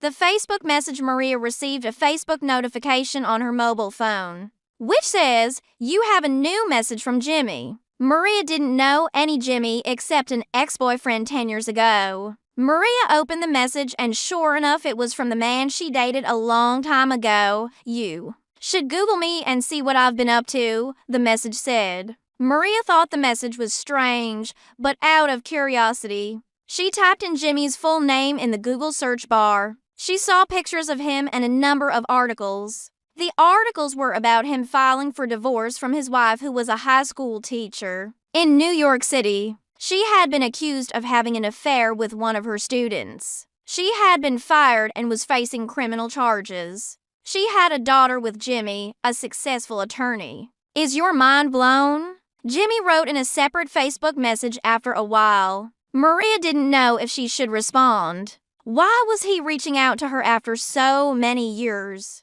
Did he want her to know he was divorced so that they could date again? Maria decided to play along. "Yes, my mind is blown, and I hope things have settled down for you and your daughter," Maria typed. Jimmy didn't respond that night.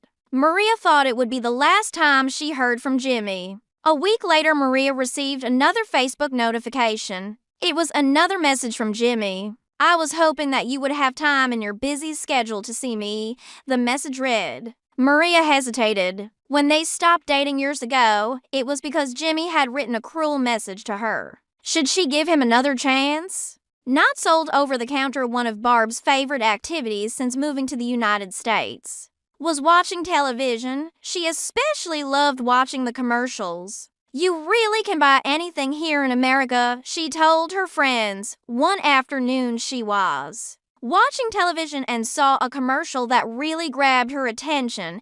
It showed a cartoon woman tossing and turning. The woman in the commercial was unable to sleep because she was busy thinking about the day that had passed and worrying about the day ahead. Barb wasn't quite sure what the commercial was advertising. Was it a bed? Was it a pillow? Was it just a public service announcement urging people to sleep more? Suddenly, a voice on the television began speaking very quickly, listing side effects of the sleeping pill the commercial was advertising. One of the side effects was insomnia. Barb thought that seemed like an odd side effect the next day. Barb happened to be in the local neighborhood pharmacy picking up a few things. She remembered the commercial she had seen the night before for the sleeping pills. She walked up and down the aisles looking for them since she saw it advertised on television. She thought she might try them. Sometimes she had a hard time sleeping. When she couldn't find the pills on her own, she walked over to the pharmacy counter and asked the pharmacist where she could find the pills. "Do you have a prescription?" the pharmacist asked. Barn explained that she didn't, but she saw the pills advertised on television and thought she would try them. "Those are not available over the counter," the pharmacist explained. Barb thought it was dumb for there to be a commercial for something she couldn't just go get at the store. She walked out of the pharmacy without buying anything. Seeing the entire United States, one of the first things Gustav wanted to do when he got to the United States was to see as much of it as he could. He would be flying into New York City's John F. Kennedy Airport. In New York, he planned to see the Empire State Building and the Statue of Liberty. Then he wanted to go to Philadelphia to see the Liberty Bell. Then he wanted to go to the nation's capital, Washington, D.C., where he hoped to see the White House, and maybe he would even see President. He knew that getting to the 3 East Coast cities, he could take a train or bus. Gustav wasn't sure, though, about how he would get to the other parts of the United States he wanted to see. For example, Gustav really wanted to see the Grand Canyon in Arizona. He also really wanted to go to Los Angeles to see where some of his favorite movie stars lived. Once in New York City, Gustav asked the hotel concierge if they could arrange some trips for him. The concierge was helpful and informed Gustav about the different Amtrak trains he could take to Philadelphia and Washington, D.C. What about the Grand Canyon and Hollywood? Gustav asked. What about them? The concierge asked, looking confused. What about trips there? Gustav asked. The concierge pulled out a map and showed Gustav how far Arizona and California are from New York. A train there will take you about a week. A plane ride will take about 6 hours, the concierge explained. Gustav was disappointed. He had no idea that the United States was such a large country. He was determined to see as much as he could, though. He wondered how much it would cost to rent a camper and drive it across the U.S. Grocery shopping. Kim was a housekeeper for a family in Beverly Hills. One morning when she went to work, she found a note from her boss. The note asked her to go to the supermarket and pick up a few things. There was a list of things Kim was supposed to buy. The note surprised Kim. She had only been a housekeeper for a week and had never been asked to go shopping before. Kim didn't even know where the nearest grocery store was. She also didn't know how to drive. Thankfully, the note also told her that the boss's driver would take her to the market. There was also a $50 bill. Once at the market, Kim walked through looking for the items on her list. She was confused, though. The list read 1 pound of apples. Kim had purchased 1 kilogram of apples, but never a pound. In her country, they used the metric system. She wasn't sure if a pound was more or less than a kilogram. Kim decided to ask one of the grocery workers. The grocery worker was kind and explained that a pound was about half a kilogram. I wouldn't worry about it, though. Just use the scale, the grocery worker said. Kim went to the scale and was happy to see that the scales didn't use the metric system. She was used to. Kim weighed a pound of apples and put it in the shopping cart. The next item on the list was a gallon of milk. Kim wasn't sure how much a gallon was. She was used to buying a liter of milk. There was also no way to weigh a liter of milk. She was glad that the milk containers were labeled. She just wished the U.S. used the metric system. Sales tax. John had been saving his allowance for 3 weeks so that he could buy a telescope. He had seen advertised in the newspaper. According to the advertisement, the telescope cost $9,499. John also did some odd jobs around the neighborhood where he lived. He mowed the neighbor's lawn and took another neighbor's dog for a walk. Finally, he had $95. One Saturday, John walked to the store. He had brought with him the advertisement, which he had cut out from the newspaper. He asked a salesperson in the store where he could find the telescope advertised. He pulled out the newspaper ad and showed it to the salesperson to make sure they took him to the right one. The salesperson showed John where the telescopes were, and together they looked for the one he wanted. It was called the Vega 600. I found it, John told the salesperson. The salesperson confirmed that the Vega 600 cost $94.99 and brought the box to the cash register so that John could pay for it. John was so excited. He felt like jumping up and down. He had worked so hard to get this. That will be $100.01, the salesperson told John. Did you advertise it as $94.99? John asked angrily. He thought the salesperson was trying to take advantage of him. Yes, it is, but we have to add sales tax. It's the law. In California, the sales tax is 9.5%, the salesperson explained. Why don't you just put the final price on advertisements and price tags then? John asked. then everything seems more expensive and people won't come into the store to buy. The salesperson explained. Everything is more expensive, John said angrily, walking out of the store without the telescope. Oh, really? Maggie was meeting her friend Lisa at a French restaurant downtown for lunch. Lisa was visiting New York from Chile. They met in Chile over 10 years ago. That was the time when Maggie spent a semester abroad as part of her undergraduate studies. Lisa was a Chilean student who helped Maggie learn Spanish and how to play soccer, even when Maggie came back to the United States. The two friends kept in touch with each other via Facebook and Skype. Maggie waved to Lisa from the table in the restaurant when she saw her Chilean friend walk in. Lisa looked the same, just a little older and a little fatter. Tell me what is new with you, Maggie asked Lisa. Lisa explained that she worked for an airline and was in town on business. I get to travel all the time now, Lisa told Maggie. Oh, really? Maggie replied. Yes, really. And I can even sometimes get tickets for friends and family members at really low prices. Lisa continued. Oh, really? Maggie replied. Maggie was annoying Lisa. Lisa was beginning to feel like Maggie didn't believe what she was saying. I can show you the memo from my job that explains it all if you don't believe me, Lisa said angrily. Why wouldn't I believe you? Maggie asked and confused. She thought it was great that Lisa had a job that took her all over the world, and that even let her do it with friends and family. Well, you keep saying, oh, really? Like you are challenging what I'm saying, Lisa said. Maggie explained that when she said, oh, really, it just meant she found what Lisa was saying interesting and wanted her to elaborate. Oh, really? Lisa said before the two friends both burst out laughing. More than sports, when William was transferred to a job in Texas, he was really worried about making friends. On his first day in the factory, though, everyone was really friendly. You should join our softball league, his co-worker Richard suggested. That's a great idea. Thanks, but I don't have a bat or a glove, William said to Richard. Richard jotted down on a piece of paper the name and address of a local sports supply shop nearby. They will have everything you need, Richard said, on his day off. William went to the sports shop. Boy, Rich wasn't kidding, William said to himself. Not only did they have bats and gloves, but also equipment for all kinds of sports. The store also featured an extensive gun selection. Those are toy guns? William asked. The salesperson shook his head. No, sir. These are all working weapons. I have some machetes and knives too. If you want something more traditional, the salesperson explained.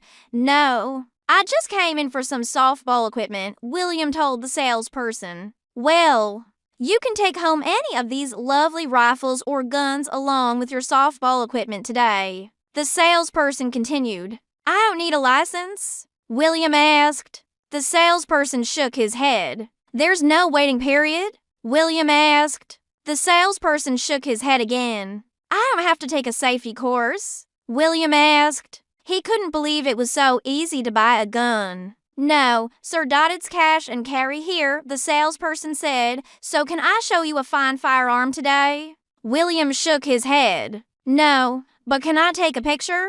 My friends back in New York won't believe it's this easy to buy a gun here. Sure, buddy, the salesperson said. I'll even take a picture of you with any weapons you want. Time out. Mildred went to pick up her son Bill from school one afternoon. When she got to the school, Mildred noticed that Bill looked upset. He was pouting and did not want to look at her. What's wrong? She asked him. I got in trouble, Bill said in a low voice. What happened? Mildred asked gently. I got put in timeout for grabbing a toy from Mary, Bill said. Mildred wasn't sure what a timeout was. She knew that timeouts were called in sports whenever a player was injured, but she wasn't sure how that would be used in a kindergarten classroom. Mildred was sure, though, that her son grabbing a toy from a classmate was not correct. The next day, when Mildred took Bill to school, she stopped the teacher. She asked the teacher to explain what a timeout was. Mildred told the teacher that Bill was very upset about the timeout he had the day before. The teacher explained that timeout was a discipline tool she used in the classroom. When she saw Bill grab the toy from Mary, she told him to go into timeout. Timeout is a chair next to the teacher's desk where a student has to sit quietly when they do something. They aren't kicked out of the classroom, just taken out of the immediate situation so they can reflect on what they did wrong. The teacher explained. Mildred thought it was an interesting way to teach self-control to little kids. "Can I use this at home?" Mildred asked the teacher. "Of course," the teacher said. Later that night, Mildred got into an argument with her husband for something. In the middle of the argument, she slammed her hand on the kitchen counter. "Mommy, you need a timeout," Bill said. Saving a pigeon when Julia left for school in the morning. She noticed a pigeon sitting very closely to the front door of her apartment building. Usually pigeons flew away whenever someone got too close to them. But this pigeon didn't seem to care. Julia didn't think too much of it though. When she got back home from school that afternoon, she noticed the pigeon was in the same exact place. It seemed the pigeon hadn't moved at all. Julia moved closer. She noticed the pigeon had a wound on its wing. She was worried that a dog or a cat would eat the injured animal. Julie ran upstairs to her apartment and told her mom about the pigeon. "We have to help it," Julie insisted. Julie's mom made a disgusted face. "I don't want to. Pigeons have diseases," she said. Julie began to cry. This made Julie's mom feel bad. She gave in. But she gave Julie some rules. The pigeon had to stay in the kitchen in a storage bin. Julie's mom didn't want to have to touch the dirty bird. Julie put one of her old baby blankets on the bottom of a deep storage bin, while Julie tried to feed the injured bird bits of moist bread. Julie's mom looked online for local animal rescue organizations. She felt silly trying to save a pigeon though. Finally, she found an organization that would take the bird, but not until the next morning. Julie stayed up all night watching the bird. The next morning, Julia and her mother took the subway to the bird rescue organization. Many people on the train gave Julie and her mother strange looks. Julie's mother just shrugged. When they got to the rescue organization, Julie told the worker, "Please take good care of Sebastian. Not just for the old and homeless you want me to buy you what?" Ken asked Elizabeth. He was sure he hadn't heard her correctly. Elizabeth had just moved in with Ken. She came to Los Angeles from New York City after a year of long-distance dating. "I want you to buy me a shopping cart," Elizabeth repeated. In Los Angeles, there are two types of people who use shopping carts. The homeless are one. They use shopping carts to carry their possessions. Old ladies are the second. They use it to carry their laundry back and forth, their groceries, and maybe even to sell tamales, Ken explained. Elizabeth felt insulted. "Are you saying I'm an old lady?" she asked. She then continued to explain that she didn't want to rely on Ken to drive her to the supermarket or the laundromat. Elizabeth didn't know how to drive, but she wanted to be self-sufficient. Besides, she continued, in New York City, everyone has a shopping cart, not just the homeless or old ladies. One afternoon, when Elizabeth came home from work, there was a red shopping cart in the driveway. Ken had put a big red bow on it. "Do you like your new wheels?" Ken asked Elizabeth. She felt happy now that she could handle some chores on her own. The next day she loaded the shopping cart with dirty clothes and set off to walk the 3 blocks to the nearest laundromat. This was not as easy as she thought. The sidewalks were uneven and the cart often got stuck, causing dirty socks to leap out of the cart. Elizabeth had to stop several times to pick up stray clothes. Then nearly every house between her house and the laundromat had a big dog that barked at her. Elizabeth hated big, scary dogs. Paintballing in the city streets, Scott received a paintball gun and some paintballs from his mom for his 16th birthday. When his mom gave him the present, she told him that she would take him to a paintball range with some of his friends. The range was in an open field, and the company that owned the range provided safety equipment like padding and face masks. Getting hit by a paintball hurt and could cause serious injury. The paintball range was 20 miles away, and Scott had to wait till the weekend to try out his new equipment. He didn't want to wait that long. He wanted to play with his new toy now. When his mom was taking a nap, he texted a friend who lived down the block to meet him in front of his house. "I want to show you what I got for my birthday," Scott told his friend. He loaded up the paintball gun with the colored balls filled with brightly colored paint. He started shooting it at the trash cans that were on the curb. Just then, a police patrol car was driving down the street.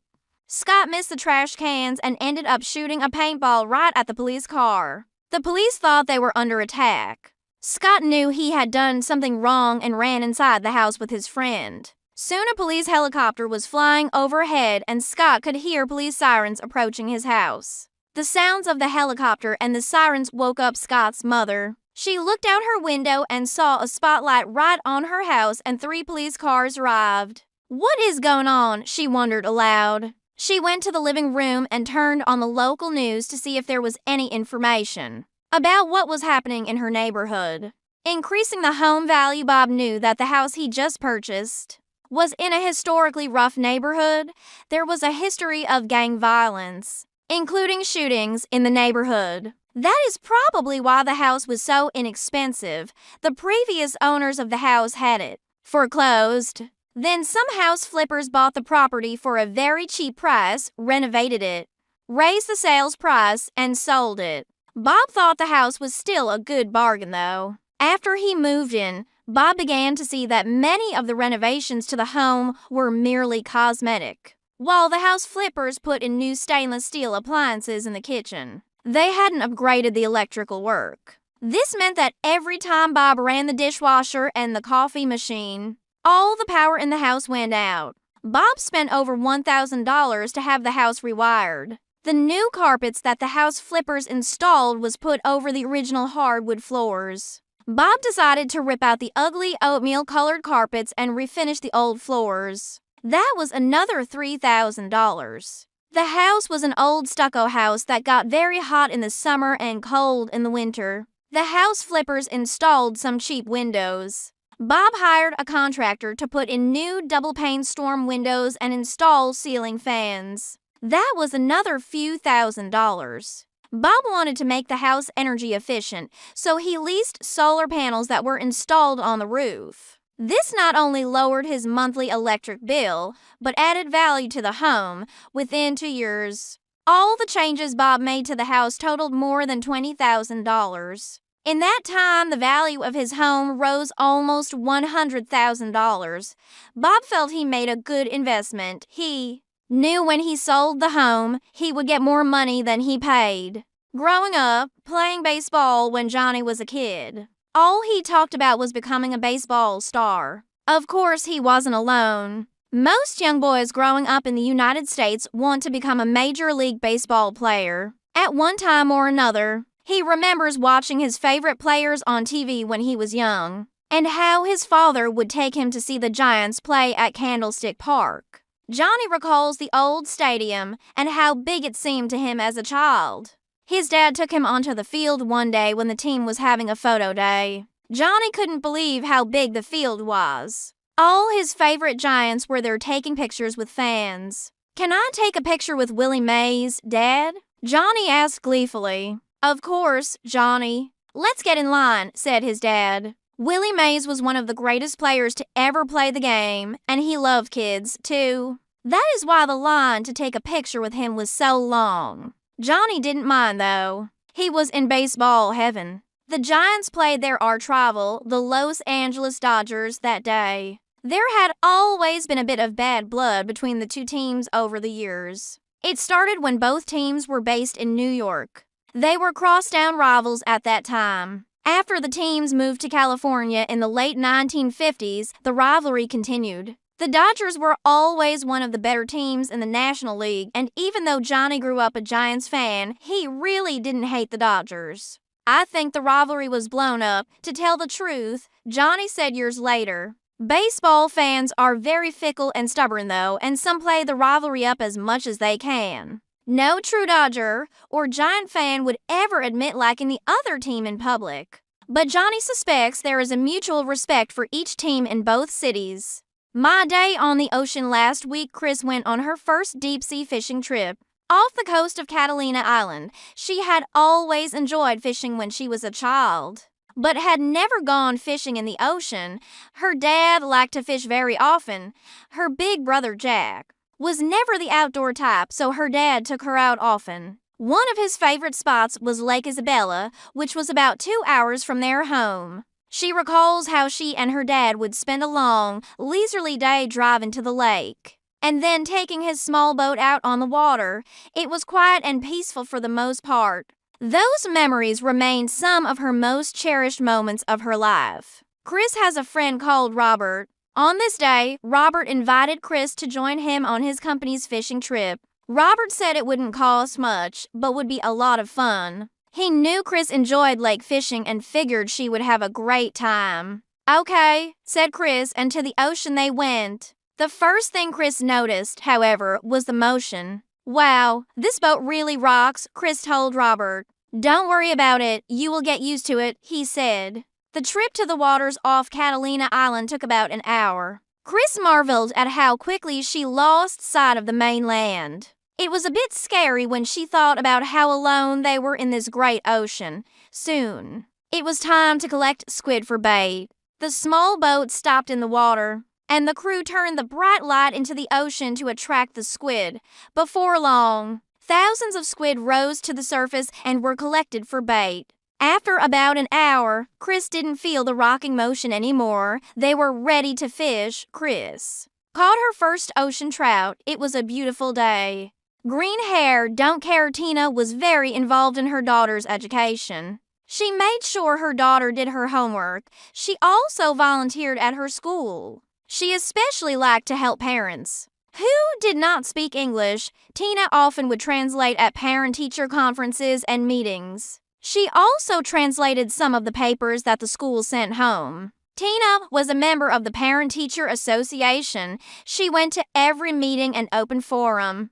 Tina was so active in her daughter's school that she was elected to be vice president of the Parent-Teacher Association. The principal of the school did not like Tina, though. She felt Tina was too involved. She didn't like how Tina insisted that there be translation at every meeting, and that every paper that went home be in different languages. The principal felt Tina was creating more work for her and her staff. She thought Tina was a troublemaker. The way Tina looked didn't help her. She had many tattoos and often dyed her hair in non-traditional colors like pink and green. One evening, after Tina's daughter received an award for her good grades, Tina went up to greet the principal. The principal responded coldly, "Congratulations." The principal then offered some advice to Tina's daughter. "When you grow up, don't become like your mother," the principal told the young girl. The little girl was confused.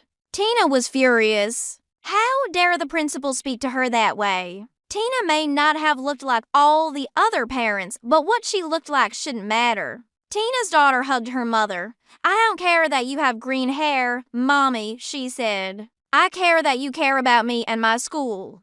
Hospice care Millie's sister Arlene had been battling breast cancer for 5 years. Then the doctor gave Arlene some bad news. The cancer had spread to her brain and there was no treatment that would cure her. "I'll keep taking care of you," Millie told her sister. Millie and Arlene were both in their 50s, but Millie was 5 years older than Arlene. Arlene would always be Millie's little sister throughout Arlene's illness. Millie took care of things. Millie went with Arlene to all of her appointments. Millie went to all of Arlene's chemotherapy and radiation treatments. When Arlene lost her hair because of the chemo, Millie helped her pick a natural-looking wig. Arlene was appreciative, but also felt bad. Millie had a family of her own to take care of, and yet she spent most of her time taking care of Arlene. Arlene told Millie she wanted to be put in a hospice. Millie did not know what that was. Arlene's doctor gave the sisters some brochures. The brochures explained that hospice care would try to make Arlene as comfortable as possible by providing pain management. They also focused on the emotional health of patients and their families by providing counseling. Millie was reluctant to place Arlene in hospice. Millie felt like she was abandoning her baby sister. Arlene insisted, though. "It's about time someone else wait on me hand and foot," Arlene joked. Millie went with Arlene to check into the hospice. Not only did the staff take care of Arlene, they also had activities for Millie, a member of the family. The staff told Millie that she could even spend the night here when she wanted. They asked Arlene what some of her favorite foods were so their chef could make what she liked. Arlene felt comfortable in the hospice. Diving at the swimming pool, Donald Walker always looked forward to summer. As he sat down in class, he thought about all the things he was going to do during his summer break. He even made a list. On the top of his list was swimming. Donald loved to go swimming. Even though he was excited to get a break, there was something or someone he was going to miss. Sarah Lee Parker was his classmate, but he rarely talked to her. Donald liked Sarah a lot. He knew he was going to miss her. The first day of summer had arrived. Donald woke up around noon. He hated waking up early for school, so he wanted to sleep late for the first day of summer. As soon as he woke up, he put on his swimming shorts, got a towel, kissed his mom goodbye, and ran to the park to go to the pool. As Donald jumped into the pool, his heart began to beat fast. The water was clear, but cold. One of Donald's favorite things to do at the pool was to go on the diving board. As Donald stood on the edge of the diving board, he started jumping in order to get high enough to do a flip. He jumped once and then twice. When he was about to jump off again, he saw that Sarah was looking at him from the entrance of the pool. Donald got so nervous that he couldn't finish the flip, and he landed on his back. Everyone in the deep end of the pool started laughing. Donald felt embarrassed as he swam to the edge of the pool. But when he got there, he saw Sarah waiting for him. Ouch, that had to hurt. "You want to go swimming with me?" Sarah asked Donald. Donald said sure nervously and started swimming with Sarah. Donald had never been happier and never been in that much pain. Watching 3 movies at the theater, Betty Gonzalez likes going to the movies. She likes to wait until there are multiple movies she wants to see. She'll usually go early in the day in order to see at least 2 movies. Betty is proud that her record is seeing 4 movies in one day. She usually sneaks in snacks to eat at the movie theater. Betty doesn't care if no one wants to go with her. She'll go alone and have fun. It was Saturday morning. Betty saw that there were 3 movies she wanted to see showing at the theater. Betty got her purse and made herself to sandwiches, bought a soda, got her sweater, and went to the movies. After she had seen 2 of the movies, she bought a soda and was going to sneak into the next movie. As Betty walked up to the room where the movie was showing, she noticed that a man was checking for tickets. Betty began to get nervous. Betty didn't have a ticket, but she really wanted to see this movie. She did not like the other 2 movies. She knew she was going to like this one because her favorite actor was in it.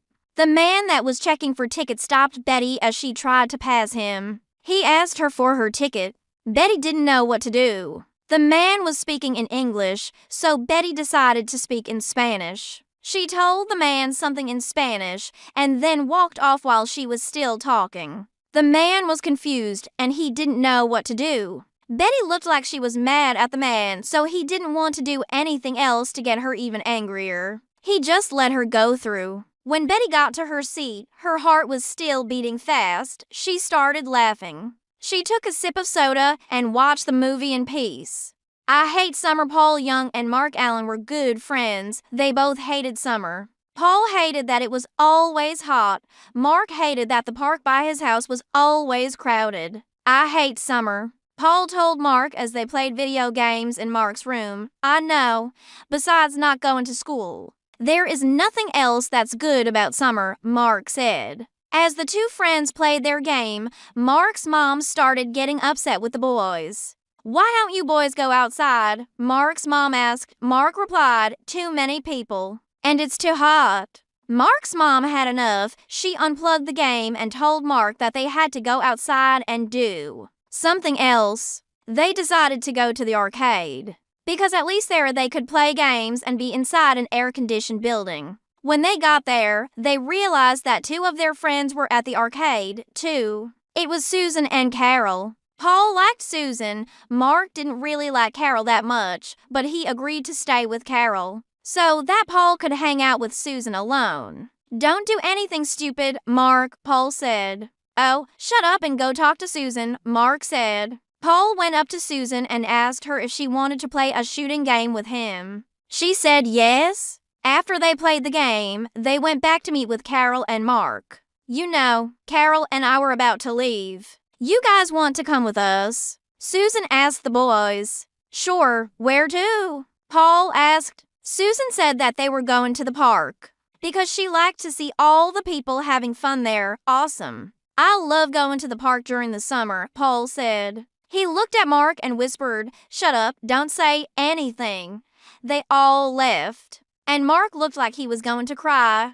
I hate summer, Mark said to himself. Jumping over fireworks, Nancy Young had always loved celebrating the 4th of July, the holiday that celebrates America's independence. She loved the meaning of the day. She also loved lighting fireworks. She loved all types of fireworks. Nancy had 3 brothers, and they all loved the 4th of July. Nancy's youngest brother, Peter, loved lighting up the fireworks. Although Nancy's parents didn't have that much money, they decided to buy a lot of fireworks for their children. They wanted their children to have a great 4th of July. Once they got the fireworks, Nancy decided to split them with her brothers. She got the most, and her brothers got the rest. Nancy's parents decided to go to the park to light the fireworks this year. Peter decided to light the first one. It exploded and scared Nancy. Nancy decided to light one. It was a sparkler, which meant that it would only send sparks up into the sky and would not explode.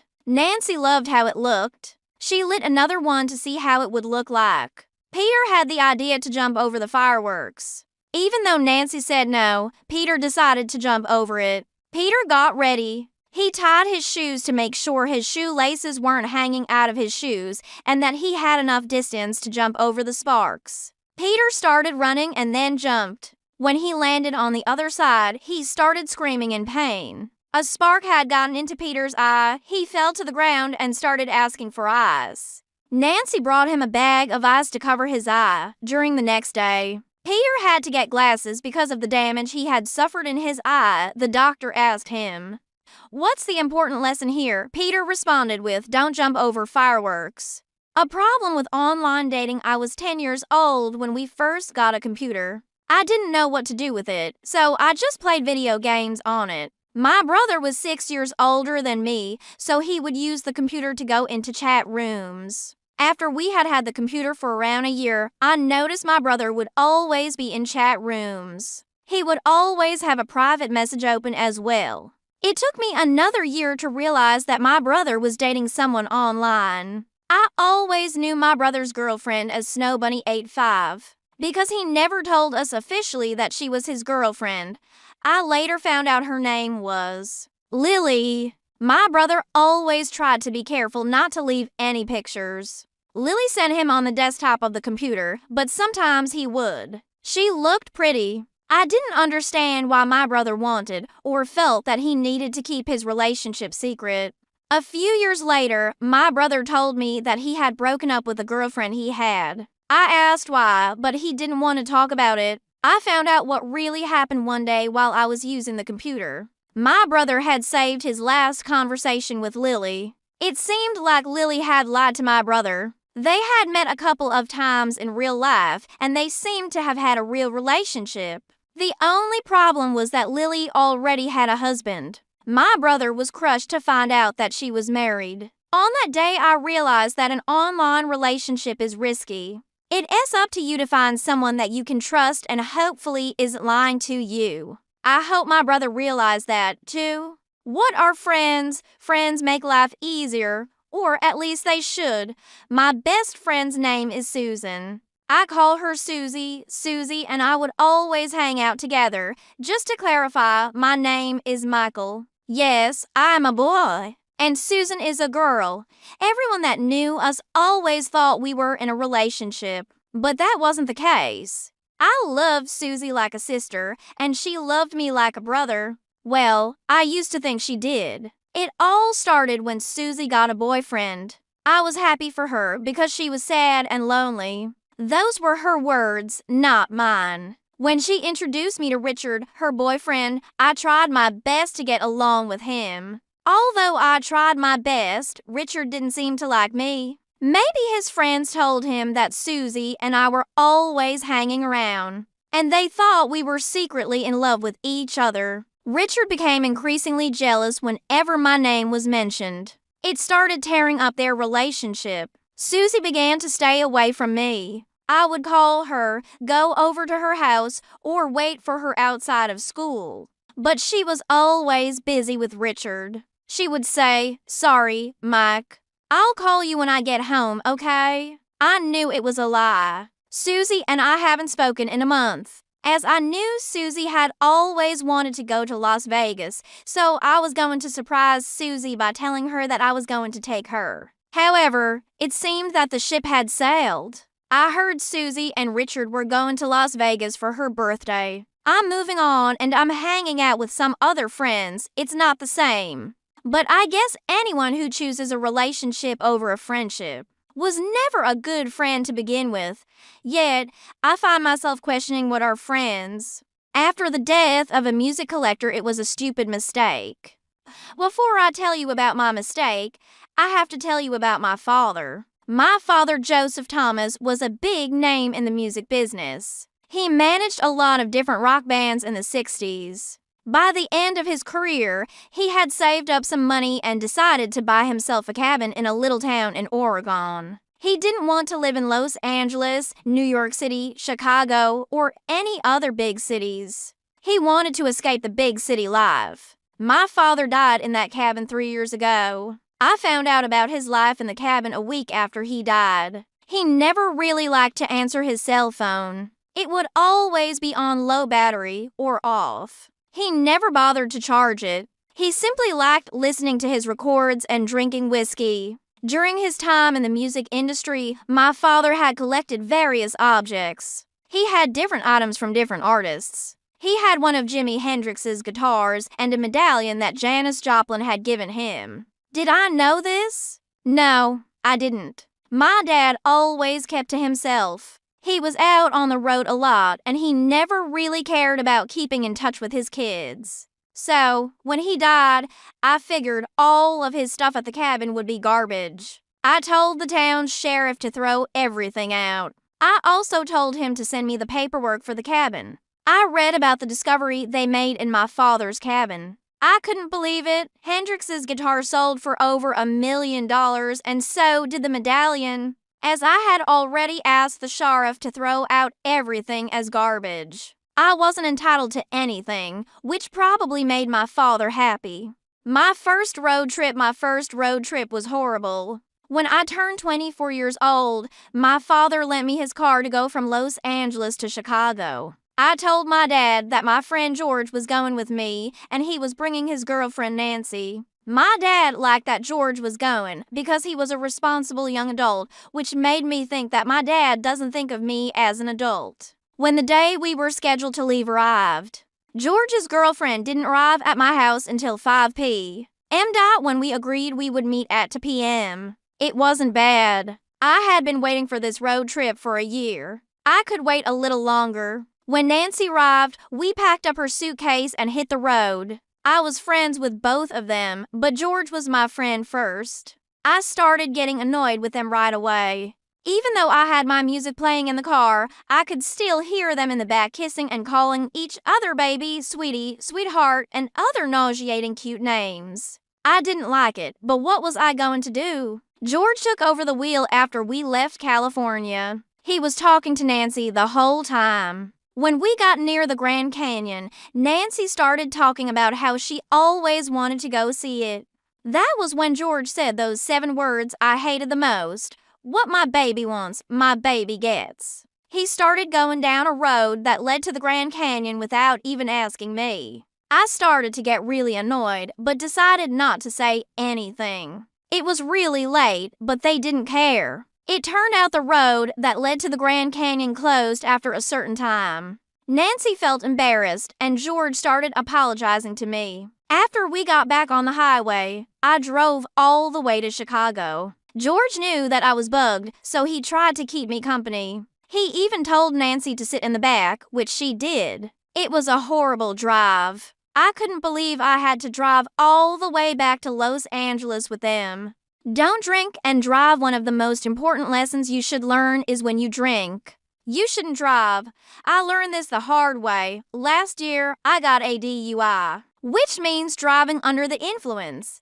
If you get pulled over and you smell like alcohol, the police will ask you to take a breathalyzer test. When you do the test, you have to blow really hard into a machine, which will then tell you if you are over the limit to drive a vehicle. The limit is usually 8 blood alcohol volume. So, if you pass that, you are going to jail. Even though you won't go to jail for a long time, you will be suffering the consequences of your mistake for a long time. Here is a list of the things you will have to do if you get a DUI. Go to court.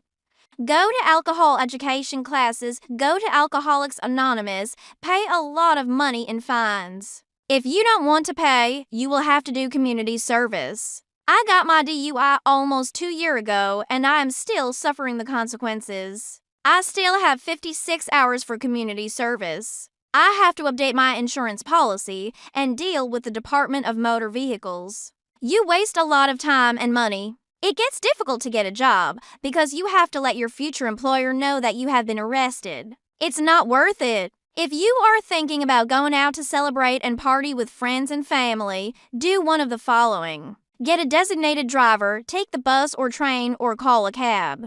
It may cost you a little bit of money, but compared to how much money you will lose if you get a DUI, it's nothing.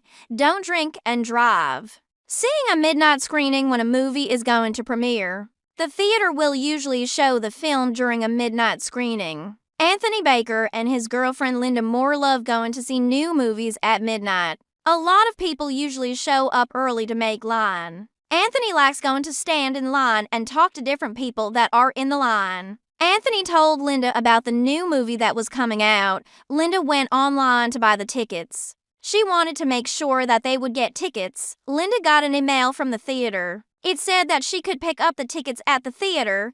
Anthony took Linda out to eat before. They went to the theater to wait in line. Anthony was excited because the movie they were going to see was the sequel to one of Anthony's favorite movies. When they got to the theater, Anthony and Linda went to the back of the line and started talking to the people in the back. They all seemed friendly, and some of them actually knew Anthony and Linda. After about an hour of waiting in line, the theater started letting people in. Anthony hugged Linda and started jumping up and down. Linda loved going to the theater with Anthony. He seemed like a little kid when he was there. It always put a smile on Linda's face. When they got inside, Anthony and Linda found their seats. They noticed everyone in the theater started singing a song that came out in the first movie, so Anthony got up and started clapping and singing along. Linda looked up at Anthony and thought to herself, "It's a whole different experience seeing a midnight screening." Going to the beach. Some of the most popular places to visit during summer are the beaches. Kenneth Green loved going to beaches. He lived close to Venice Beach and could walk to the beach in 30 minutes. He could smell the ocean whenever he woke up. Kenneth and his friends decided to go to the beach the first day of the summer. When they got there, they found it was filled with tourists and people trying to escape the heat.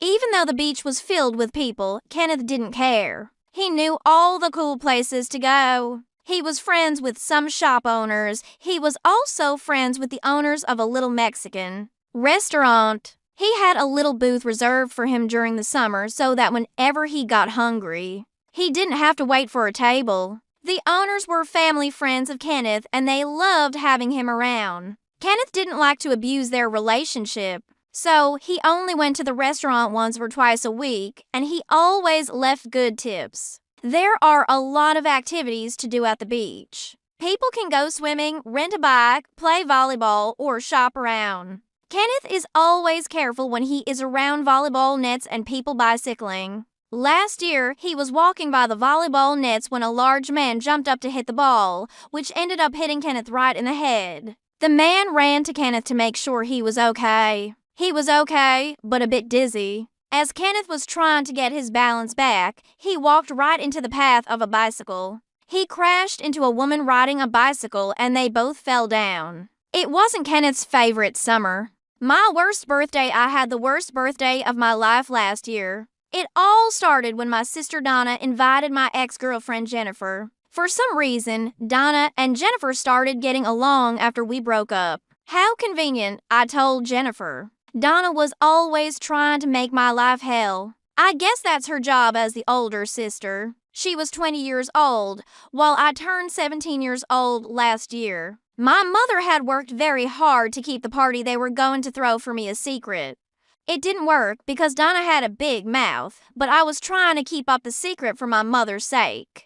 My dad got home from work and told my mom to get the kids so that we could all go out for dinner. We showed up at my favorite restaurant, which has a private room in the back for parties. Everything went downhill as soon as I opened the door. My other ex-girlfriend Sarah was there because she wanted to try and fix our relationship. I'll never forget the look on Donna's eyes. She looked like she saw a ghost. Donna grabbed Jennifer and told her to go outside. Jennifer and Sarah never got along. It might have something to do with me, but I'm not sure. Jennifer hadn't seen Sarah because Donna took Jennifer outside before she had the chance. I took Sarah by the hand and asked her who had invited her. She looked at me confused because apparently I had invited her through a text message a week ago. It was true. I invited her, but I never thought she would show up. When Jennifer finally came into the room, she saw Sarah and became very angry. She looked at me and started yelling at me. "Why is she here, Jason?" asked Jennifer. I looked at her equally angry and said, "What are you talking about? What are you doing here?" Jennifer started yelling at Sarah, and Sarah started yelling at Jennifer. They got so angry that they started fighting, which eventually got us kicked out of the restaurant. My mother was crushed when she got there. Donna got grounded for a month. That was one horrible birthday. My embarrassing family. Let me tell you about my family. They are embarrassing to say the least. The first time I brought a boy home to meet my parents, they asked him countless questions that no parent should ask. When did you lose your virginity? Do you believe in Jesus Christ? How many sexual partners have you had? Safe to say, that boy I brought home stopped talking to me after he met my parents.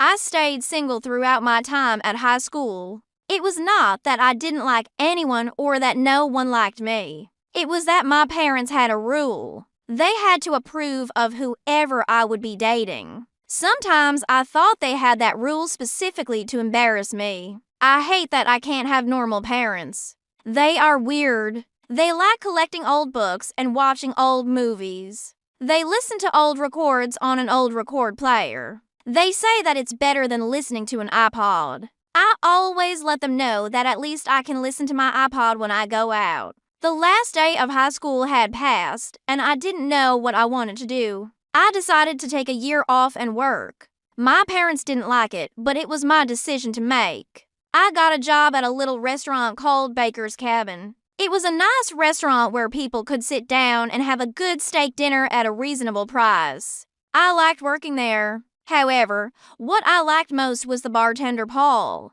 He had barely turned 21 and was already working behind the bar. We started talking. I think he really likes me, but I don't want things to get awkward when he meets my parents. One day, my friend Susan told Paul that the only way he could date me was to meet my parents. Paul went over that night with some records his dad had given him and offered them to my parents. They went nuts and invited him in. They started asking him questions, but not about his sex life or religious beliefs. The questions were all about music. They really liked him and they were actually acting normal. I think Paul is the guy for me. A new addition to the family. I got out of school at 7 p.m. and didn't have anything to do, so I started walking home. I lived an hour away from my school, so I got home at around 8 p.m. When I opened the door to go inside, I saw my brother, my mom, and my brother's girlfriend all sitting down on the couch. My brother Jeff was sitting with his girlfriend Betty. I walked in slowly. I looked at my mom, who had tears in her eyes. It was very tense. I turned to Jeff. She's pregnant.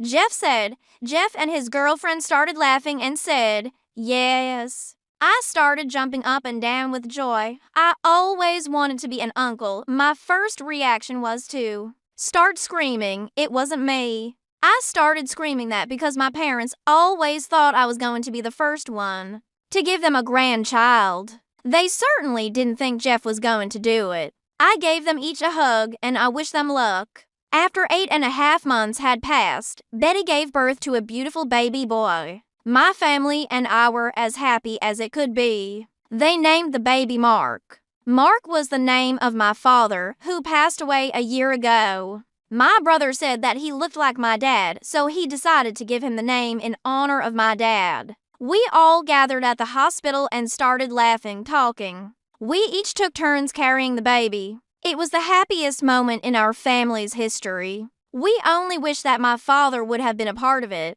Jeff looked at baby Mark. He told me that my father's spirit was here. He would always be there to look over and take care of Mark. I smiled and gave him a hug. Marriage is the end. William Moore didn't trust the idea of marriage. He came from a broken family. His mother and father divorced when he was only 10 years old. Both of his two brothers had been married twice. Each marriage ended in divorce. Marriage is the end, William always said. His view on marriage always got in the way of his relationships. He would go out on dates with women who would always be looking for something serious. William wasn't looking for that. He wanted someone to have fun with, and that was all. William hadn't found someone he felt strongly about in a long time. The last time he truly felt something for a girl was during his last year of college. Her name was Linda. Linda was in William's math class, and she always helped William with his homework. They started hanging out after school and going on dates every week. When William told Linda about his views on marriage, she didn't get scared. In fact, she liked the idea. It's a lot of pressure. A lot of guys think that women just want marriage. You know, I don't. At least not right now, Linda said. William decided to give Linda a chance. He liked her. They had the same view on marriage. Yet, during the final month of school, Linda got an email that changed her life. She got a chance to go study in Europe. William didn't want Linda to go. Linda said that it was a once-in-a-lifetime opportunity. William even thought about proposing to Linda to see if she would stay. But he knew that she would not change her mind. He let her go. It made William sad. He didn't know if he wanted marriage, but he really wanted to have someone there for him. Running a mile, my last class of the day was my physical education class. I always hated it. For the past 3 years, people had found ways to embarrass me. Things weren't so bad at first. A basketball hit me in the head when I was talking to a girl. I was trying to climb the big rope in the gym and fell down in front of everyone, who started laughing. However, the worst thing was yet to happen. At the end of a year, we always have a test to see how we have improved. We have to run a mile. The whole class does this at the same time. I wasn't the fastest runner, but I knew I could get a good score for this test. For this activity, we have to go into the locker room and change into our uniform. I left my uniform in my locker the other day since it was clean. When I opened my locker, I saw a note saying, "My new uniform, loser." Someone had broken into my locker and took my clothes. I told the teacher, who went into his office and gave me an old uniform that had been left behind. "Suit up and I'll see you out there," he said. I tried tying a rope around the shorts to make them fit, but they wouldn't. The bell rang, and I knew my teacher would be mad if I didn't get out there. I started running and barely got there before he started calling names. After he finished with the roll call, we started the test. The whole class set off running. I was doing okay at the beginning. After a while, people started passing me. A lot of people laughed at my shorts. Then it happened. One guy pushed me out of his way, and I ended up falling. My shorts fell first. And then I fell to the ground. That was when all the girls started passing me. One of them shouted, "EW, he doesn't have clean underwear." I picked up my shorts and walked the rest of the mile. It was the most embarrassing moment in my life. Baseball tryouts. Robert Garcia always wanted to play baseball. He was small and weak, but he loved playing the game. Robert told his dad that he wanted to play baseball, but he felt that he was too wait to get into the school baseball team. Robert's dad looked at him and said, "Son, strength doesn't come from muscles. You never know what you can do till you try. Go out there and try it. You have to take a chance." Robert was inspired. He went to the tryouts at school the next day. Even though Robert was the smallest person at the tryouts, he didn't give up. When the coach looked at Robert and asked him what he was doing there, "I'm here to try out, coach," Robert said. The coach wanted to laugh, Robert knew it, but the coach stopped himself. "Okay, let's see what you got," the coach said. He gave him a bat. Robert stepped up to bat. The pitcher threw the ball and Robert swung as hard as he could. After he opened his eyes, Robert noticed that he had missed the ball. This happened to more times and then he was out. The coach went out to talk to Robert. "Sorry, son, this sport is not for everyone." Robert didn't understand. He felt angry and sad. He thanked the coach for the opportunity and started walking off the field. Then he heard some of the guys making fun of him for being small. Robert couldn't take it anymore. He started running home. The coach saw Robert start running and couldn't believe how fast he was running. Robert was running faster than the team's fastest player. The coach told his assistant, "Go to the office and get me the home number for that kid." Robert got home and his dad told him the good news he had gotten on the team. Robert couldn't believe it. He heard the coach's message, "Sorry for not believing in you, Speedy. Welcome to the team." The school dance, Charles and Richard were known around the school for being troublemakers. They weren't allowed to attend the school dance because they had gotten caught trying to sneak into the girls' locker room. Although Charles and Richard always got in trouble. Sometimes they didn't deserve it. They just had a bad reputation. That's what happens when you have a bad reputation. The school dance was coming up. Charles and Richard had a plan on how to sneak in. They were really troublemakers this time. It was the tradition that before each dance, the school band would perform the school's song. Along with the band, our mascot would come out to dance. Our mascot was a bulldog, but we had both a male and a female bulldogs. Charles and Richard decided to go into the dance as the bulldogs. They convinced the students who were going to be the mascots not to go. On the night of the dance, Charles and Richard entered the gym as the mascots. They were dancing and running around the dance floor as mascots are supposed to do. Then the principal came up to say a few words and introduce the school band. Charles and Richard had a plan, though. After the band started playing, they got behind the principal and started carrying him. The principal started yelling, but Charles and Richard didn't listen. They started walking closer and closer to the pool that was on the other side of the gym.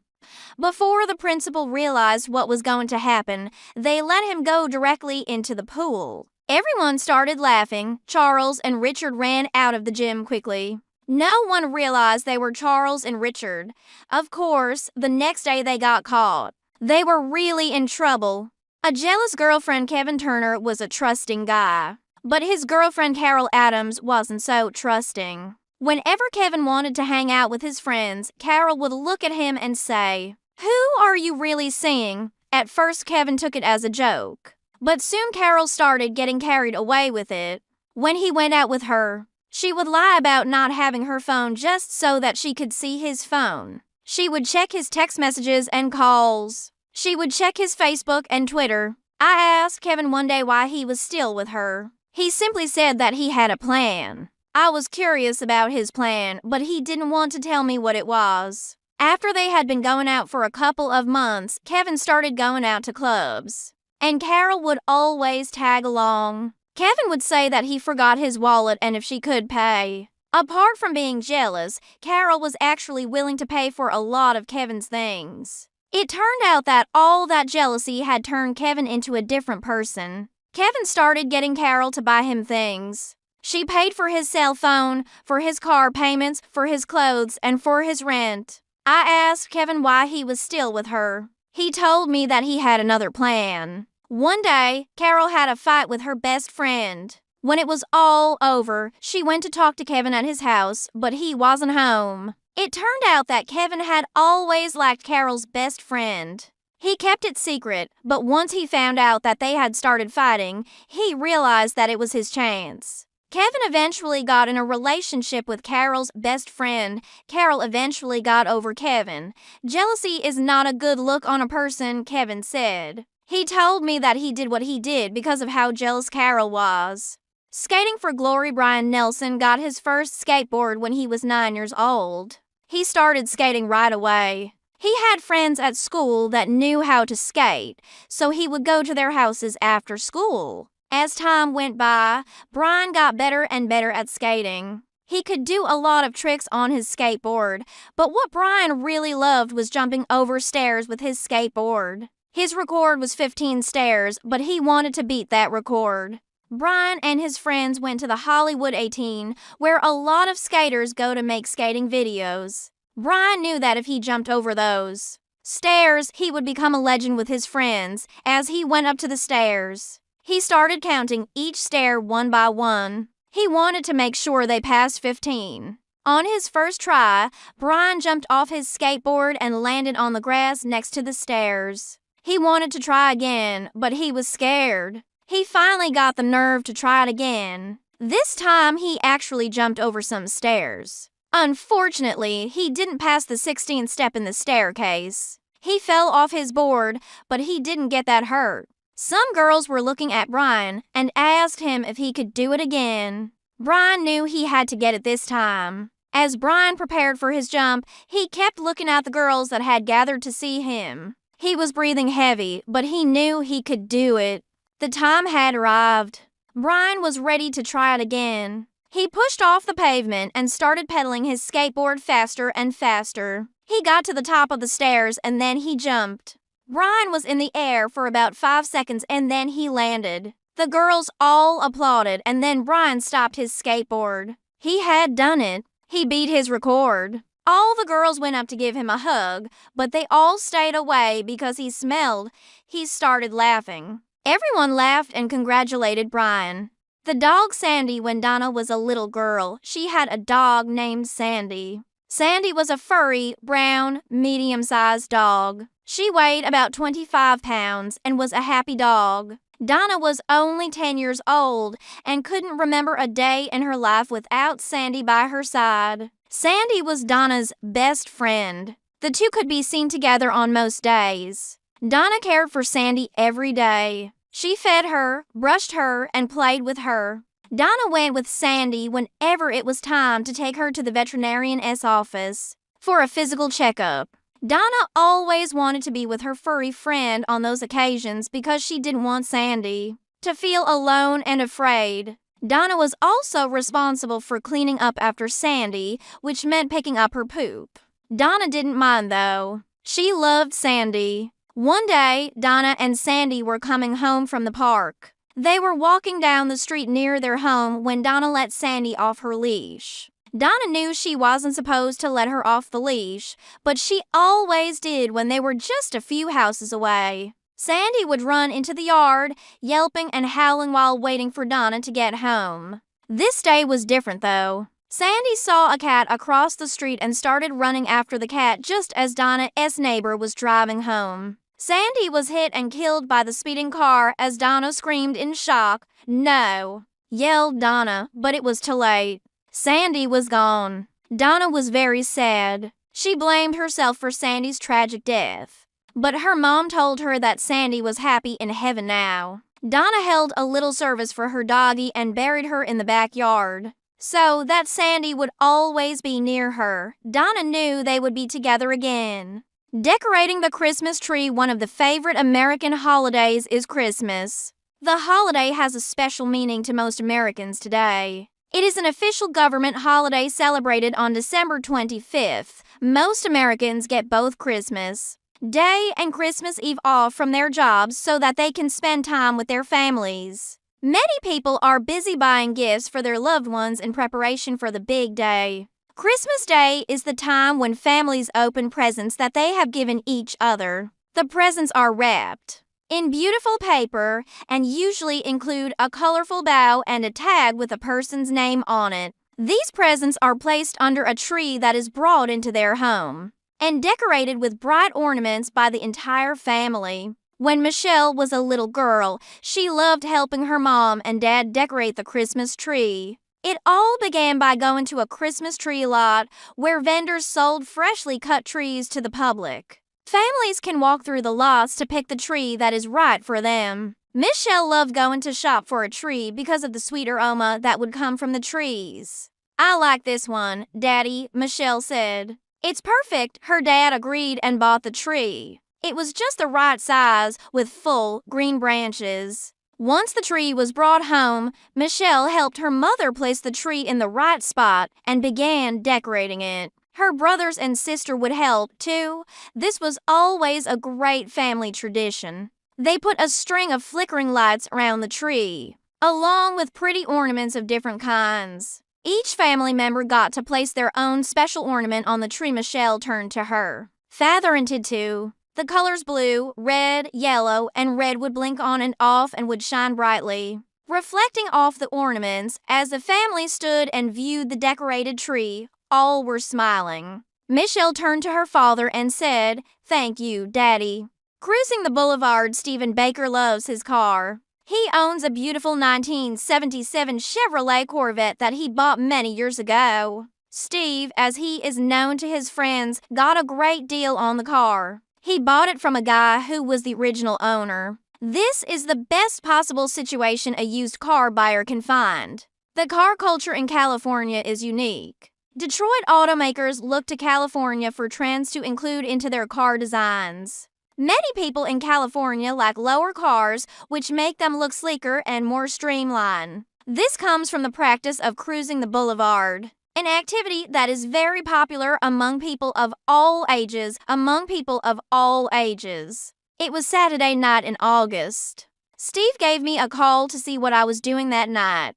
"Hey, let's go cruising, brother," said Steve. And of course I said yes. I loved cruising in his car. The girls loved that car. It was a two-seater with a T-top roof that is removable. That night we cruised Van Nuys BLVD, a popular street where lots of young people like cruising. This is where guys can meet girls and vice versa. It wasn't long before we spotted a carload of girls in an old Ford Thunderbird. "Hey," I shouted to the girls as we came up near them. "Anyone want to cruise with us?" I said, and to my surprise, a couple of young blondes jumped in and we drove away. It was a tight fit, but the girls were small and thin. I was in heaven.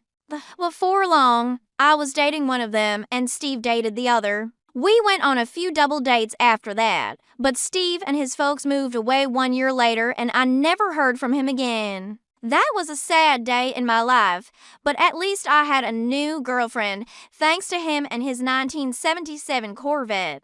"A day at the beach. My dad's taking us to Santa Monica today," said Carol. "Do you want to go with us?" Laura loved to go to the beach, so she said she would be happy too. Santa Monica Beach is one of the most beautiful beaches in California. There are more scenic views on the coastline up and down the state, but many are inaccessible to beachgoers. Santa Monica has a very large beach area that features white sand and lots of room to play. Carol liked to toss a frisbee around with her friends and to play volleyball. "Do you want to play volleyball, Laura?" Carol asked when they got there. "Sure," said Laura. "But who are we going to play with? It takes more than two people to play." Carol thought about it and said that they should start playing and others will join in. So the two girls started playing alone. Just as Carol said, more kids came over and wanted to play with them. Soon they had more than enough people for a game, and they played for hours. "Do you want to play volleyball, Laura?" Carol asked when they got there. "Sure," said Laura.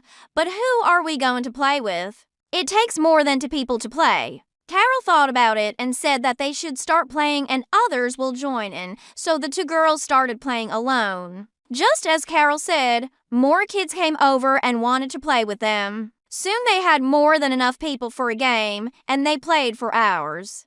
Thrift store treasures. It was Saturday morning. Mary walked out of her house with $20 in her pocket and a spirit full of optimism. She had spent the previous night in front of her television set watching a reality show that followed lucky people who had found amazing things at their local thrift shops. All of these people had bought seemingly ordinary items for extremely low prices and ended up discovering that their items were actually very valuable treasures. After having spent 5 consecutive hours watching other people's experiences, Mary was determined to give bargain hunting a try in hopes of finding something that would make her rich. One of her favorite stories from the show was of a man who had purchased a copy of the Declaration of Independence thinking that it was a cheap replica for only $2. He ended up discovering that the print was actually one of only 200 official copies of the Declaration of Independence commissioned by John Quincy Adams in 1820. The man ended up making $477,650 after selling it. As Mary walked into her local thrift shop, she tried recalling what all the people in the reality show had looked for. The most common items that people got rich from were paintings, and so she headed straight to the home decorations aisle. Once there, she couldn't decide which looked most expensive. They actually all seemed pretty ugly to her. "Excuse me," Mary said to an elderly woman walking by. "Which painting do you think could make me richer?" Confused, the old lady quickly pointed at one and walked away. The painting the old lady had pointed at was of a cat collage, with almost 20 different cat faces jumbled atop of one another. Definitely not my first choice, thought Mary. However, she trusted Destiny's decision and bought the painting for $5. After putting it up online, she began receiving dozens of emails asking if the picture frame displayed came with the painting. In order to see what all the buzz about the frame was about, she took it to an antique store and asked if there was anything special about the frame. "Of course, it is special," remarked the clerk at the store. "Its wood and age make it at least $25,000. A few days later, the buyer returned the ugly painting to her through the mail. The unlikely reunion on December 26, 2004. A 10-minute-long earthquake with a 9.3 magnitude occurred in the Indian Ocean. This massive earthquake, which is the third strongest ever recorded in history, triggered various powerful tsunamis that reached over a dozen countries' shores. Nearly 230,000 people were killed by the catastrophe, and hundreds of thousands of others ended up injured or missing. In the midst of all the devastation caused by this disaster, many amazing and inspiring survival stories have emerged. One of the most extraordinary of these is the story of a young girl named Wadi. The tsunami struck her hometown of Asa when she was only 8 years old. Like so many others, the powerful waves separated her from her family, and she ended up being washed into an unknown town. After many years of searching for her, her family gave up and assumed she had died after being swept away, miraculously. Wadi was returned to her parents 7 years later, at the age of 15. According to Wadi, she had been adopted by a stranger who found her on the streets after the tsunami. Although the woman took her in to live with her, she forced Wadi to beg on the streets and would often beat her if she did not make enough money. The girl had tried to find her family by asking for help from strangers, but did not remember the names of her parents and could only vaguely remember that she had a grandfather named Abraham. Finally, one day, a cab driver who heard Wadi's story happened to know an old man with that name in a nearby town, and decided to take her to him, although the old man did not recognize her at first. He took Wadi to see his daughter. "When I saw my mother, I knew it was her," said the 15-year-old. "I just knew." The parents were able to confirm that it really was their daughter based on a scar and birthmark on the girl's hip. This miraculous story is unfortunately one of the only confirmed reunions among families that were separated by the disaster. The lottery ticket, an 85-year-old woman in Tennessee named Astrid, became a multimillionaire overnight after winning a $500 million lottery jackpot. However, her road to richness was not all completely smooth. Her story reminds us that in order to win the lottery, there are 2 crucial requirements. The first and most obvious necessity is a lot of luck. The second requirement is just as important, but much less often mentioned: getting organized. Astrid's story began when getting in line for a lottery ticket at her local supermarket. The woman ahead of her decided to let her cut in front of her to pay. This woman was also planning on buying a lottery ticket. Had she not given Astrid her spot in the line, the lottery money would have been hers. On the day that the winners were announced, Astrid realized she had won. She could not contain her excitement. She danced with joy all around her house and jumped on the phone to tell her closest relatives. What had just happened? The next morning, Astrid woke up and prepared to go claim her prize money, but suddenly realized that she could not remember where she had placed her ticket. Given that her memory was no longer as sharp as it used to be, she searched and searched around her messy house for hours to no avail. She had absolutely no recollection of where she might have stored or dropped the ticket. Astrid had been given 30 days to claim her prize, or else it would be canceled. For 27 days, her schedule was dedicated to searching every surface and square foot of her house for the missing ticket. With only 3 days left, she decided to finally call her daughters for help. She had been too embarrassed to call them from the beginning because her house was so messy, but now had no other choice. Figuring that helping their mother find the ticket would probably secure at least an extra $1 million to them, all 3 of Astrid's daughters immediately sped over to her house. Within the first half hour of searching, the youngest of her daughters hollered, "I found it." It turned out Astrid had left it in a dish cabinet. "Oh, thank you, daughter," Astrid cried. "I owe you so much." Her daughter's smile glistened with pride as her two sisters scowled at her from the next room. Finding your own apartment, Julie was tired of living with her parents. She was 22 and just finished college. She started a new job in an office and didn't want her parents to tell her what to do anymore, so Julie decided to start looking for an apartment. She started by looking at classified ads in the newspaper and checking on websites like Craigslist. The first apartment she went to see sounded perfect on the newspaper. It was advertised as a cozy one-bedroom apartment with a view. She made an appointment to view the apartment. When the landlord opened the door, Julie was sorely disappointed. The cozy bedroom barely fit a twin mattress and a nightstand. The window actually offered a view of a brick wall. Julie didn't give up hope, though. The next apartment she saw was advertised as having a renovated kitchen, since Julie loved to cook. She imagined herself cooking gourmet meals on shiny new kitchen appliances. However, the broker showing Julie around explained that the only renovations were new knobs on old wooden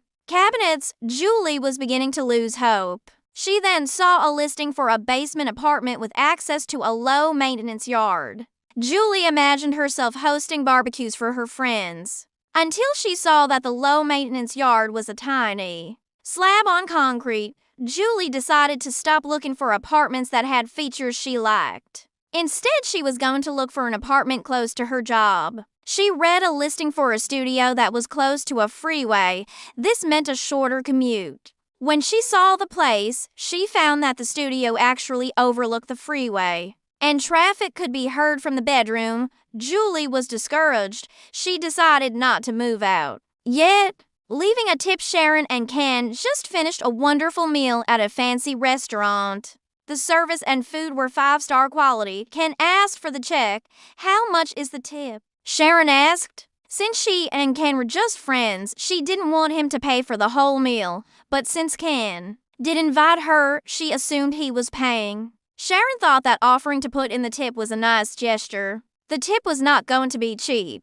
The meal, complete with a bottle of wine, must have been at least $200. $30 would be 15% of a $200 bill, and $40 would be 20% of a $200 check. Since the service was good, Sharon had no problem giving a 20% tip. Ken told Sharon that there was no need to leave a tip. Sharon was shocked. Maybe Ken didn't think the food was good, or maybe he wasn't happy with the service. This surprised Sharon because Ken seemed to enjoy the entire experience and didn't complain. Was something wrong? Sharon asked Ken. No, Ken answered. He explained that he felt tipping was just an American way of showing off extra wealth. "I think it's vulgar and disrespectful," he continued. Sharon knew that Ken wasn't born in the United States and wondered if that had something to do with how Ken felt. well, in the United States, tipping is kind of expected. Servers generally aren't paid that well and rely on tips to feed their families. The exception, of course, is if the service was really bad. But I had a lovely time, didn't you? Sharon asked. Service was great, Ken agreed. But why didn't they just pay the servers better so we don't have to pay more? Sharon agreed with Ken, but she still left a 20% tip. Come over anytime. But not really. Patricia was happy that she was finally making friends since moving to Los Angeles from New York. She had left everything behind to move to be closer to her boyfriend. The first friend she made was Helen. Helen worked with Patricia at a clothing store in the local shopping mall. Sometimes Patricia would even see Helen on the freeway when they were working the same shift.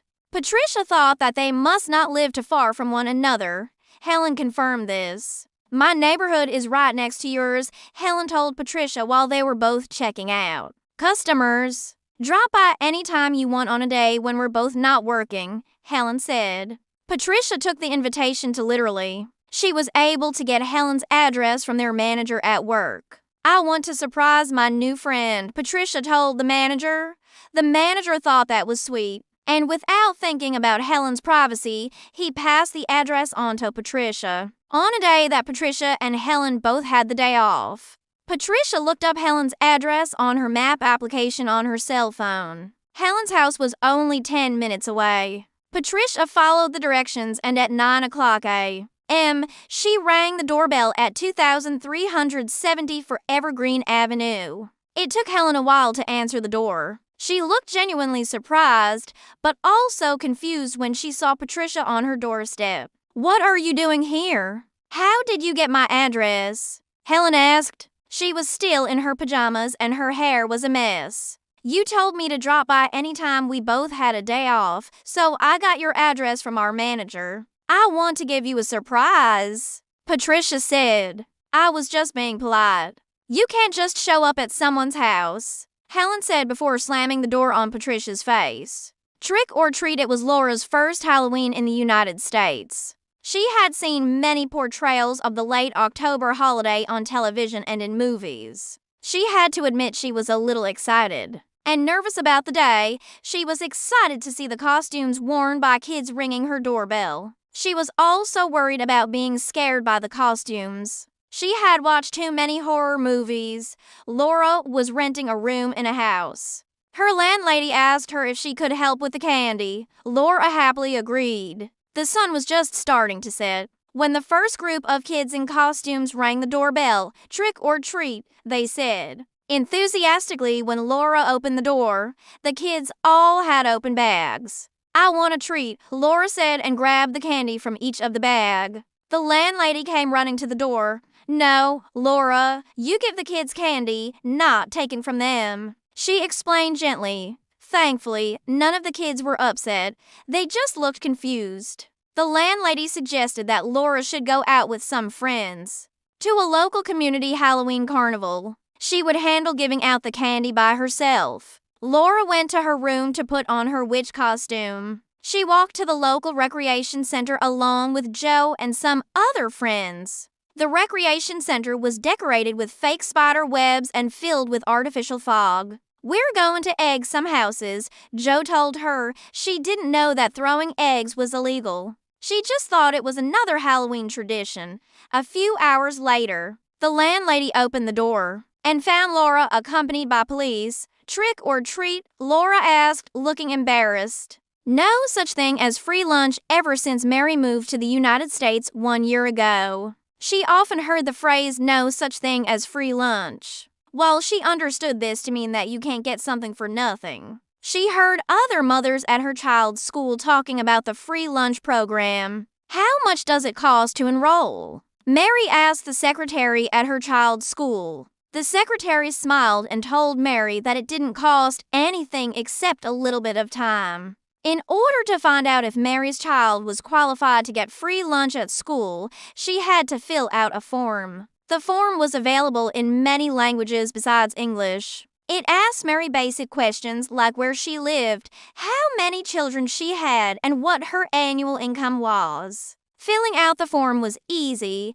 and Mary didn't have to include proof of her income. She was worried, though, if the information on the form would be shared with other agencies. The secretary told her that the information was not shared. If Mary made below a certain amount annually, her child could get free lunch not just during the school year, but also even during the summer when there was no school. Mary knew this would help her family. While Mary did work, she only worked part-time. Giving her child money for lunch every day did add up and impact the family budget. After filling out and submitting the form back to the school secretary, Mary had to wait a month or two before finding out if she was qualified. A few weeks after she submitted the form, a letter arrived in the mail. The letter informed her that her child was qualified. The letter also told her that her child could also get free breakfast in school. No smoking for the past week. Elizabeth would come home from work and discover that her apartment smelled like cigarette smoke.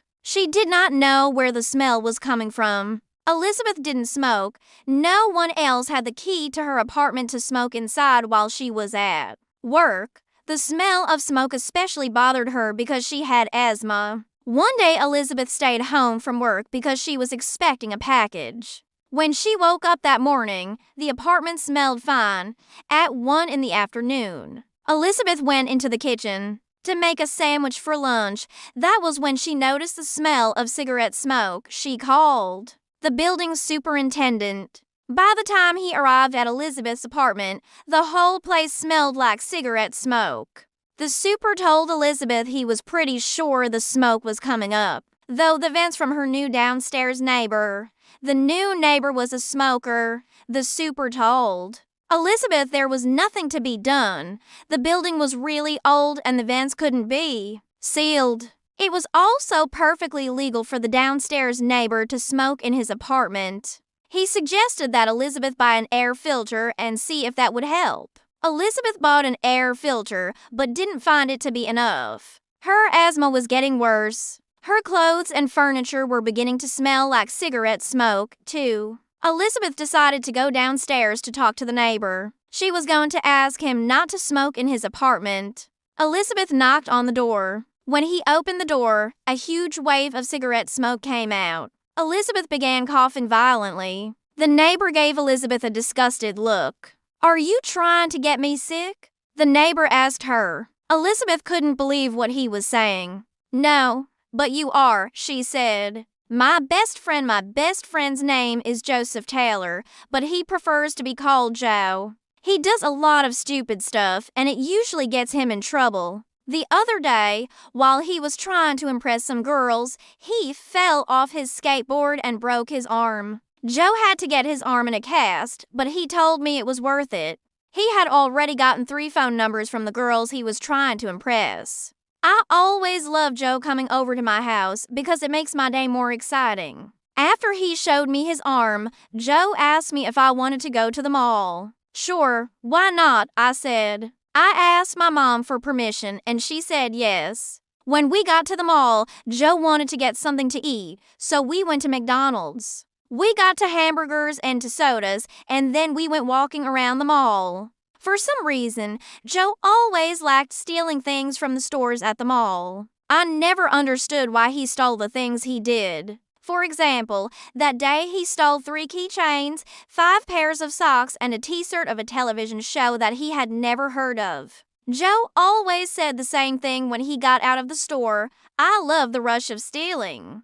I always looked at him, shook my head, and called him an idiot. The worst was yet to come. When we were leaving the mall to go catch the bus, a security guard grabbed Joe and me by the shoulders and told us we couldn't leave. The security guard took us to his office and called our parents. I was worried because I knew my dad would yell at me. Joe, on the other hand, was laughing and was telling me jokes. When our parents showed up to pick us up, Joe looked at me, smiling, and said, "See you in a couple of months." I looked at him, shook my head, and called him an idiot.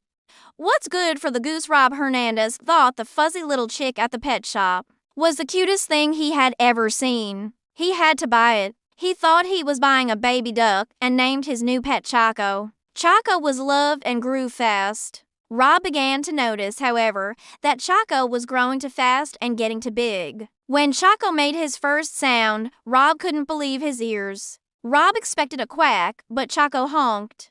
Chaco was no duck. Chaco was a goose. Rob didn't reject Chaco, though. He kept him as long as he could. Chaco was not a quiet goose. He made a lot of noise, honking day and night. Rob's neighbors started to complain. Rob didn't want to give Chaco up, but he couldn't risk his neighbors calling the police on him either. Rob had to make a decision. Rob decided to take Chaco to a nearby park that had a lake with other geese. Rob felt sad leaving Chaco, and he was pretty sure his feathered friend felt sad, too. Rob goes twice a week to the park to visit Chaco so that both the goose and the owner are less sad. When Rob goes to visit, Chaco swims across the lake right into Rob's arms. Sometimes, Chaco will even give Rob a little peck, a goose's way of giving a kiss. When Rob goes to visit, he always brings snacks for Chaco. The other geese seemed to be jealous of all the attention Chaco was getting, so now Rob brings enough bread for all the geese to share. Rob and Chaco also play. Rob throws his former pet into the lake. Chaco goes underwater, swims a little, and then returns to the shore so that Rob can throw him in again. A day in the park, Michael Hall always loved playing basketball with his brother Scott. They lived next to a park, and they went to play basketball at the park every day. Michael was a junior at his college, and Scott was a freshman. They both tried out for the college team, but were so nervous during the tryouts that they didn't make it. One day, while they were playing basketball, Michael noticed that a guy was watching them play. When Michael and Scott finished playing, the guy who was watching them went up to Michael. "You guys have some skills," the guy said. Michael finally realized who the man was. It was Charles King, a famous basketball player. Charles told them that he used to play basketball at that park when he was younger. Charles asked them if they played for school or if they had a team with friends. They said they didn't make it into their school's team. "I never made it into my school's basketball team either," Charles said. Charles asked the brothers if they wanted to play a game of 2-on-1. They happily said yes. Charles won, of course, but he told the brothers that they were really good. Charles then told the brothers that he was starting a basketball camp at his old high school, and if they were interested, they could join it for free. The brothers had heard about it and said that they would love to join. "We just have to ask our mother," Scott said. Charles laughed and said, "Of course, you don't want to get Mom mad." The two brothers ran back home, and they told their mom about what had happened at the park. She told them that they could join as long as they kept up with their homework and their classes. The brothers agreed and went back to the park to practice. Winter was approaching. Jason was excited for the coming season. It was his favorite time of a year. He loved the cold weather and snow. Jason lived in New York. During winter, it would snow in New York. He always played in the snow, even as an adult. Jason would gather his family and friends at the park, where they had snowball fights. It was a lot of fun. His favorite holiday, Christmas, occurred in winter. This was another reason why winter was Jason's favorite season. Every year, he bought presents for his friends and family. Jason loved seeing the look on their faces when they unwrapped their Christmas presents. It was better to give than to receive, Jason thought. Jason loved everything about Christmas. He enjoyed caroling. He loved singing Christmas music. He loved kissing his wife under the mistletoe. He loved drinking sweet eggnog. Jason sometimes even dressed up as Santa Claus for fun and entertained his nephews. Winter also came at the end of a year. New Year's Day would come. After Christmas, Jason also loved this holiday. It was a day to celebrate the new year to come, while reflecting on the past one. Jason always made New Year's resolutions. Every year he made a new resolution. This year he promised to go skydiving. Last year he promised himself to lose 20 pounds. Jason always kept his New Year's resolution. He lost 20 pounds in 3 months. This year was no exception. He planned to sign up for skydiving lessons in January of next year. Jason could not stop thinking about winter. He could not wait for it to come. It was going to be the best winter yet. Jason needed to wait 5 more months because it was barely mid-July. Paying to win, Tom noticed that every morning when he went to school, his mother would give him a letter to drop in the mailbox on the corner. "Who are you writing to so much?" he asked. "I'm just trying my luck," Tom's mother told him. A few weeks after Tom started mailing out the letters, he noticed that his mother was getting a lot more mail. Some of the mail advertised on the envelope that she might already be a winner. His mother was also getting many more magazines. Some of the magazines were about things his mother didn't even care about, like cats. "Mom, why are you getting so many magazines?" Tom asked her. She told him that she had been entering contests and that part of the process included subscribing to magazines. "It will increase my chances of winning the jackpot," she told him. Soon the family mailbox was filled with more contests, announcements, magazines, and bills. Tom's mother was surprised. She didn't think that checking off the boxes of magazines that looked interesting and affixing stickers to the return forms would cost her. She was spending more and more money and hadn't won anything. She wanted to be like the people in the commercials she saw on television. People bringing balloons and oversized checks surprised those people who entered the contests. Tom read the fine print. The magazines weren't free, and Tom's mother was not increasing her chances of winning anything by subscribing. Tom did some research and found out there had even been lawsuits against the companies running the contests and selling the magazine subscriptions. Tom's mother felt bad. "It pays to win, Mom." "But you can't pay to win," Tom told her. Tom's mother wondered what she was going to do with all these magazines. Water Balloon War. It was a hot day in Clarksville. The children in the neighborhood were sweating and wanted to do something refreshing. The pool was closed because they were building something new in it. They thought about what they could do to escape the heat, but they never could agree on doing the same thing. That's when Christopher Baker decided to go to the store. He bought 10 bags of balloons and went to his house to fill them up with water. He invited his two best friends Joseph and Patrick to help him out. By the time they finished, they had 5 buckets of water balloons. They went outside with the buckets, put them in the center of Joseph's lawn, and started throwing them to the children in the neighborhood. At first, the other children were surprised, but then they wanted to get wetter. They all went to the store and bought some balloons for themselves. Christopher and his friends went back into the house to make more balloons. When they get back outside, they got attacked with 10 different water balloons. Christopher and his friends started laughing when they realized where the other boys were. They decided to hide. Christopher gave the orders to his friends. He told Joseph to hide behind his dad's car. He told Patrick to hide behind his mom's car. They each took for water balloons. With them, Christopher told them to wait for his signal, and then they could throw the balloons. Christopher knew where 3 of the boys were hiding, so he went running and attacked them with 5 water balloons. Christopher then ran back to the place where he was hiding, but the boys were coming after him. Christopher yelled out, "Now!" Joseph and Patrick came out of hiding and attacked the boys with their water balloons. The boys went back. Christopher and his friends started laughing. Composting Ron was excited to show his wife Debbie what he had bought at the home improvement store. Debbie, however, was not impressed when she saw the big, black plastic bin. She thought it was a garbage can. "We have a garbage can already. Why did you get another one?" Debbie asked. She seemed annoyed. Ron explained that it was not a garbage can. It was a compost bin. Ron explained that a compost bin was a place where they could put any organic waste,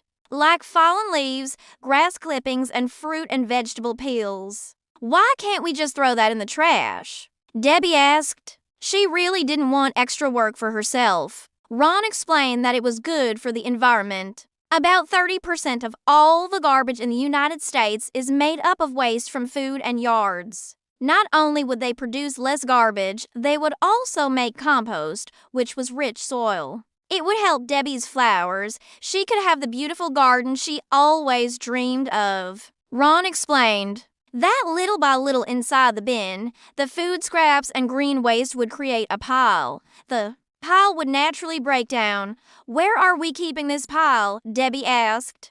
Ron said the bin would go in the backyard.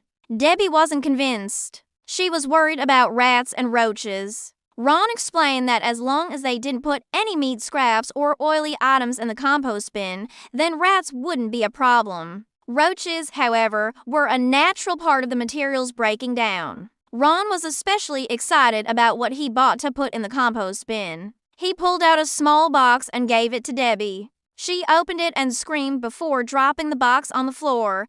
The box was filled with worms. Summer job. It was the beginning of summer. David Lopez's dad wanted him to get a summer job. David had just finished school and was looking forward to enjoying his time off school. He wanted to sleep late, he wanted to play video games, and he wanted to spend time with his friends. David's dad decided that he would get a job for David. When he came home, he handed David a uniform for the Burger Hut. David was sad because he didn't want to work at the Burger Hut. He knew all of his friends went there, and he knew that his friends would make fun of him. David knew that his dad was able to get him this job because the owner was his dad's friend. The owner's name is Michael. David didn't really like him that much. David had the first day at work. Everyone that worked at the Burger Hut had to wear a hat. David's hat fell into the oil where they made the fries. Michael had to get it out with a big spoon. After a week had passed by, David seemed to be getting used to working at the Burger Hut. Michael was impressed with how hard David worked and told him he could take a day off. During his day off, David went out with his friends. They went to the park and played some basketball. And then his friends decided to go get something to eat. David asked them where they wanted to go. They said they wanted to go eat at the Burger Hut. David tried to convince them to go somewhere else, but his friends really wanted to go to the Burger Hut.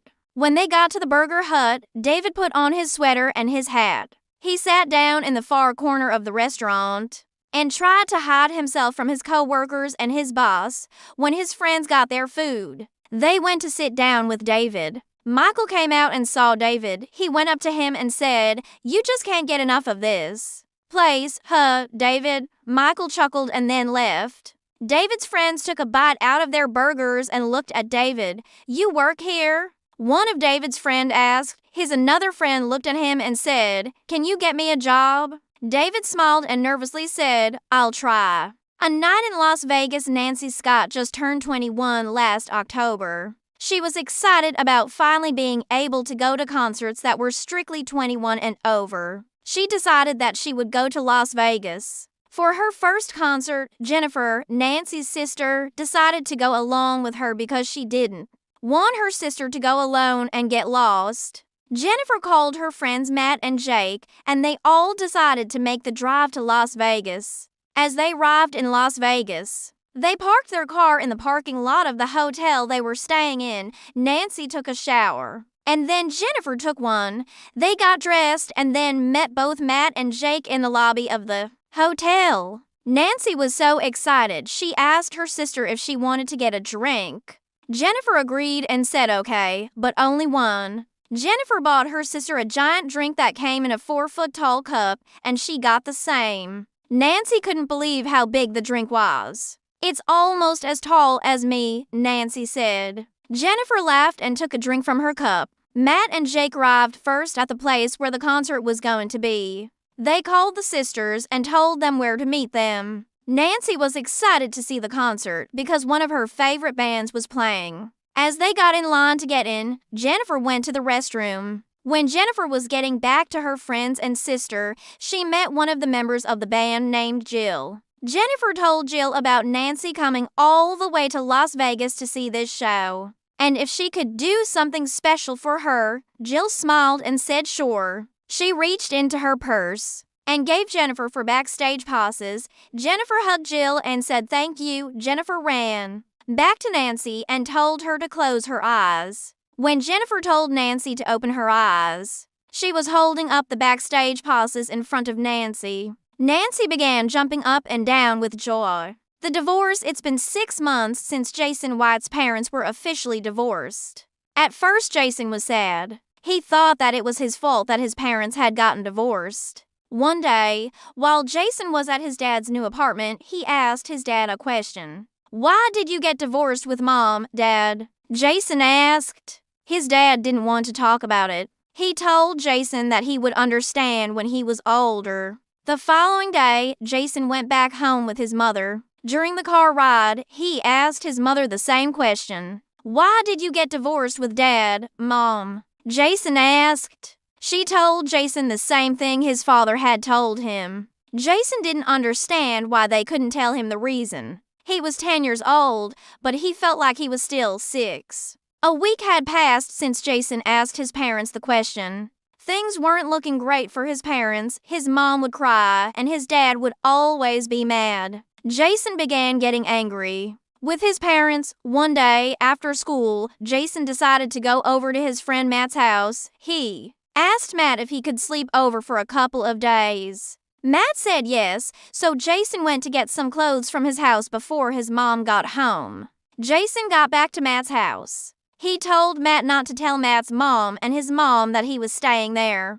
He didn't want anyone to know that he was there. Matt agreed. At around midnight, Jason's mom called Matt's mom to ask if Jason had stopped by. As Matt didn't tell his mom, so his mom said no. The following day, Jason saw that the police were looking for him. His mother and father had called the police. Matt began to get worried because he didn't want to lie to the police. He called Jason's parents and told them that Jason was at his house when Jason's parents arrived. At Matt's house, Jason wanted to leave through the window. Matt told him that his parents were worried sick and that he had to go back. His parents came into Matt's room and saw Jason. They ran to him and hugged him. Jason's dad turned to his ex-wife and gave her a big hug and a kiss. Jason felt happy but confused.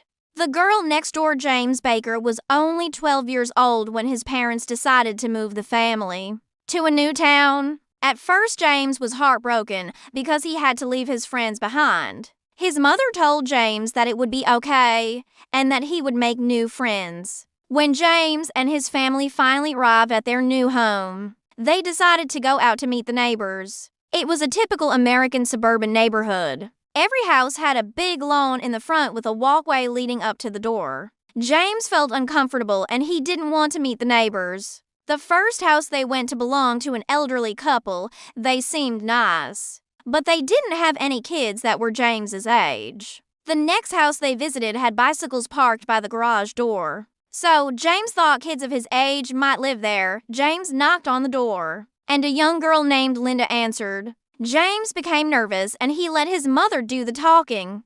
Linda's parents weren't home, but she told James's mother that they would go visit when they got home. Linda smiled at James, said goodbye, and closed the door. As they were walking back to their house next door, James looked back and noticed Linda was looking at him through the window. James looked at her and Linda smiled. When they got home, James went to his new room. He took a look outside his window and noticed that he could see Linda in her room. He couldn't help looking at her. He thought she was the prettiest girl he had ever seen. As James was looking at her, he heard his mother calling, "I'll go downstairs in a moment, Mom," James said as he turned away from the window. When James looked back to Linda, she was staring right at him. James fell down to the floor and said in a whisper, "Oh, no. I hope she didn't see me. Oh, please, please." Linda saw him and laughed. She thought James was cute.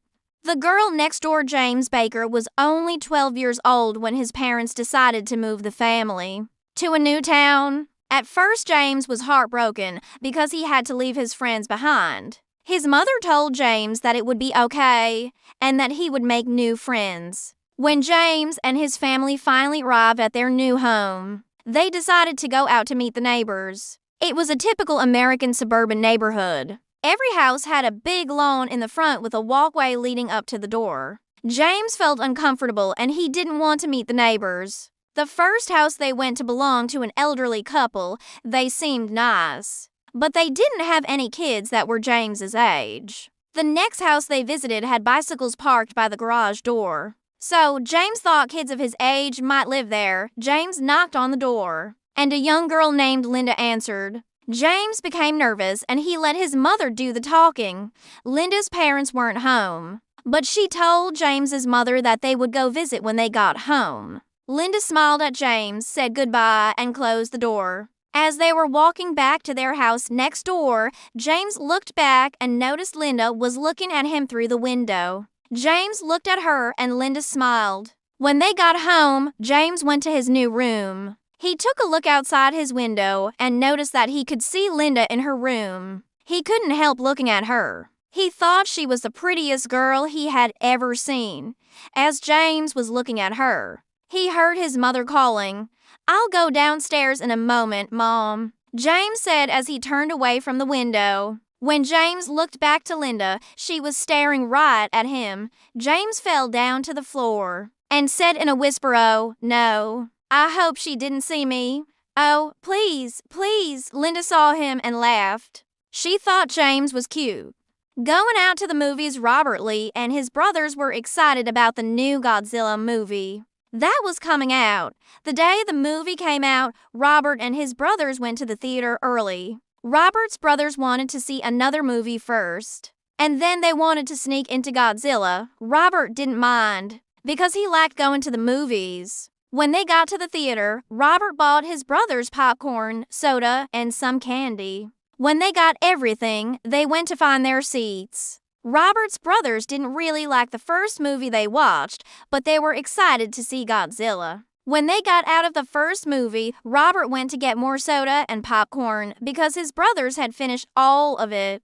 Robert's brothers snuck into the theater, and they were waiting for Robert to come back with the snacks. When Robert tried to go back in to see Godzilla, a security guard asked him for his ticket. Robert didn't have one for Godzilla, so the security guard had to kick him out. Robert had to go outside and buy another ticket for Godzilla. He felt embarrassed because he had to stand in the line with the popcorn and soda. The people in line and the people who worked in the ticket booth looked at Robert and found him funny. Robert knew that they were looking at him because they knew he got kicked out for trying to sneak into another movie. His face turned red. He thought about calling his brothers to get out so that they could go home. Robert thought about how his brothers wanted to see the movie too, and so he bought the ticket and went back in. The security guard looked at him again and asked him for his ticket. Robert showed it to him and went into the theater. The security guard laughed.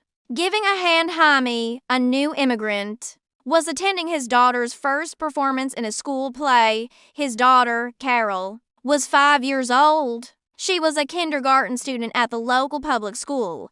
Carol did not have a very big role in the school play. She was playing a rain cloud in a play about the drought in California. Carol had one line. Her line was, "I am sad enough to cry about how dry the state is." Jaime and his wife made sure to arrive early so that they could get a good seat in the auditorium. They secured seats in the front row.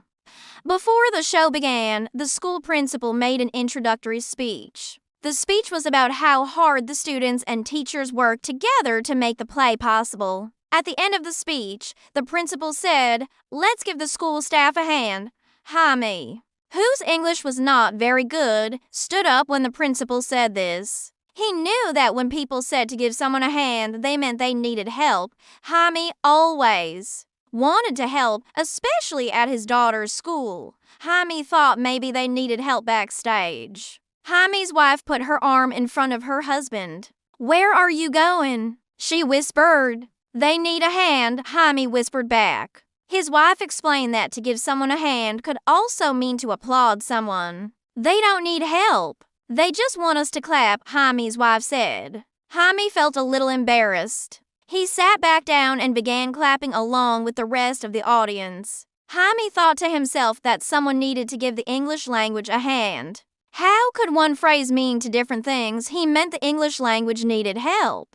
Going to Disneyland, Ruth Campbell had never gone to Disneyland as a child. She was now 40 years old with 2 children, a boy and girl. The boy's name was Jeff and the girl's name was Carol. When Jeff was 11 and Carol was 13, Ruth decided to take her kids to Disneyland, which would be the first time any of them ever went. When they arrived at Disneyland, Ruth explained to her children that if they got split up, they would meet at the front of the park. The first thing Ruth did when they got inside was looking for Mickey Mouse. She wanted to take pictures with all the characters at Disneyland. She even made a list of the characters she wanted to take pictures with. Her children looked at her and smiled. They saw that their mom was acting like a little girl again. She was giggling every time she took a picture with a character. Her favorite Disney character was Donald Duck, so she kept an eye open for him. When they were in line for a ride, she saw that Donald was taking pictures with people by a restaurant.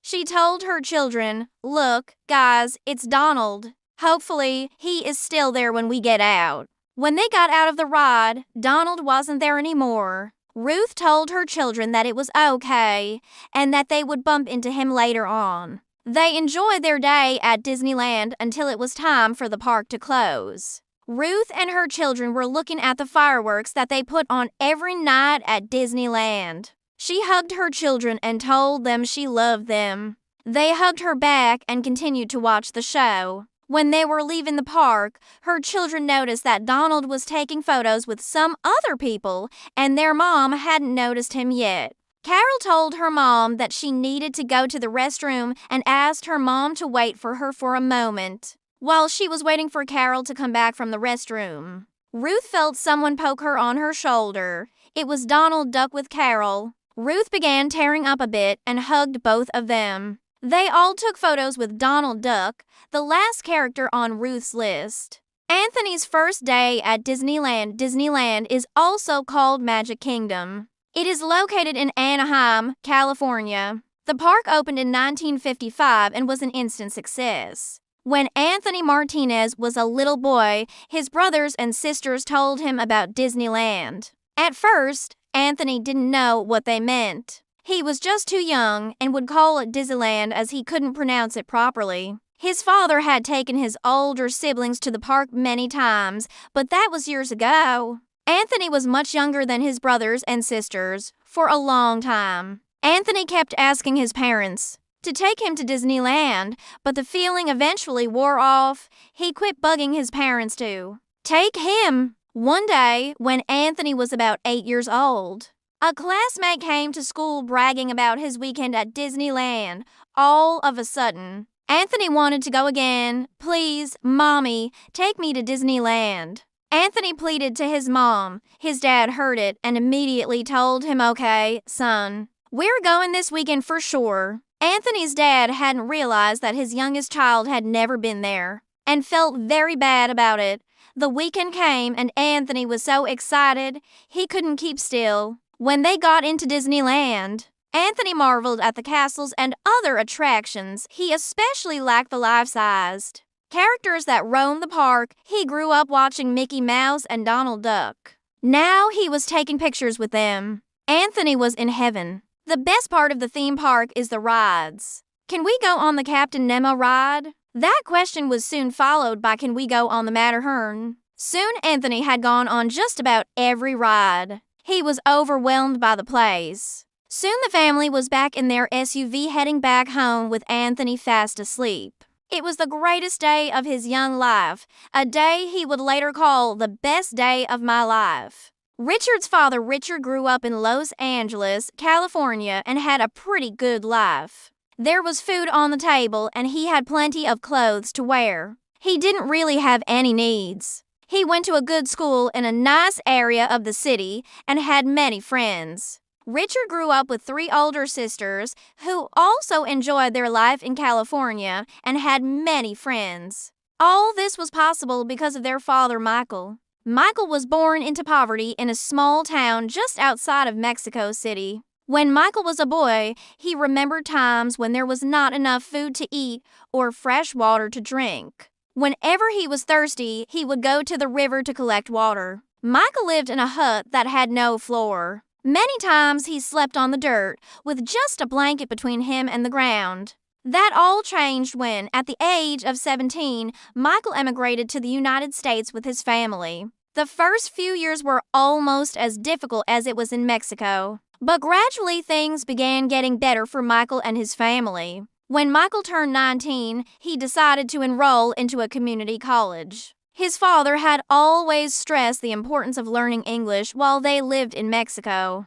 That talent was very useful to Michael now. Soon Michael was bringing home excellent report cards. Because of this, he was able to transfer to a university and earned his degree in engineering. Michael got a great job that paid well, which allowed him to move into a better part of town. And to help his parents, too, he soon had a family of his own.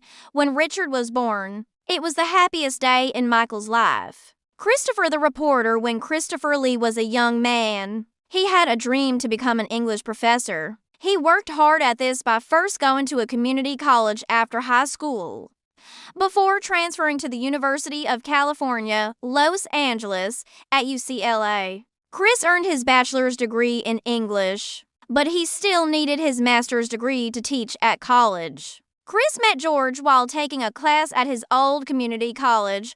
George was a news reporter who told Chris how much he enjoyed his job. Chris became very interested in his story. It turned out George was also an English major, but he turned to journalism because he wanted to be published. George said to Chris one day, "Chris, I've known lots of English majors who want to be published, but never got that chance. In journalism, you can get published and get published often." Chris thought about his words and asked him how he became a journalist. George laughed and said, "Start with Journalism 101. Chris took his advice and soon he fell in love with writing in journalism style. Its short, precise method of writing appealed to Chris. Journalists deal only in facts. It is not like English writing. You don't paint pictures in journalism. You report facts. There is a measure of creativity involved with writing in a journalistic style, but it is unlike English." Soon, Chris earned his certificate and went on to earn his master's degree in journalism.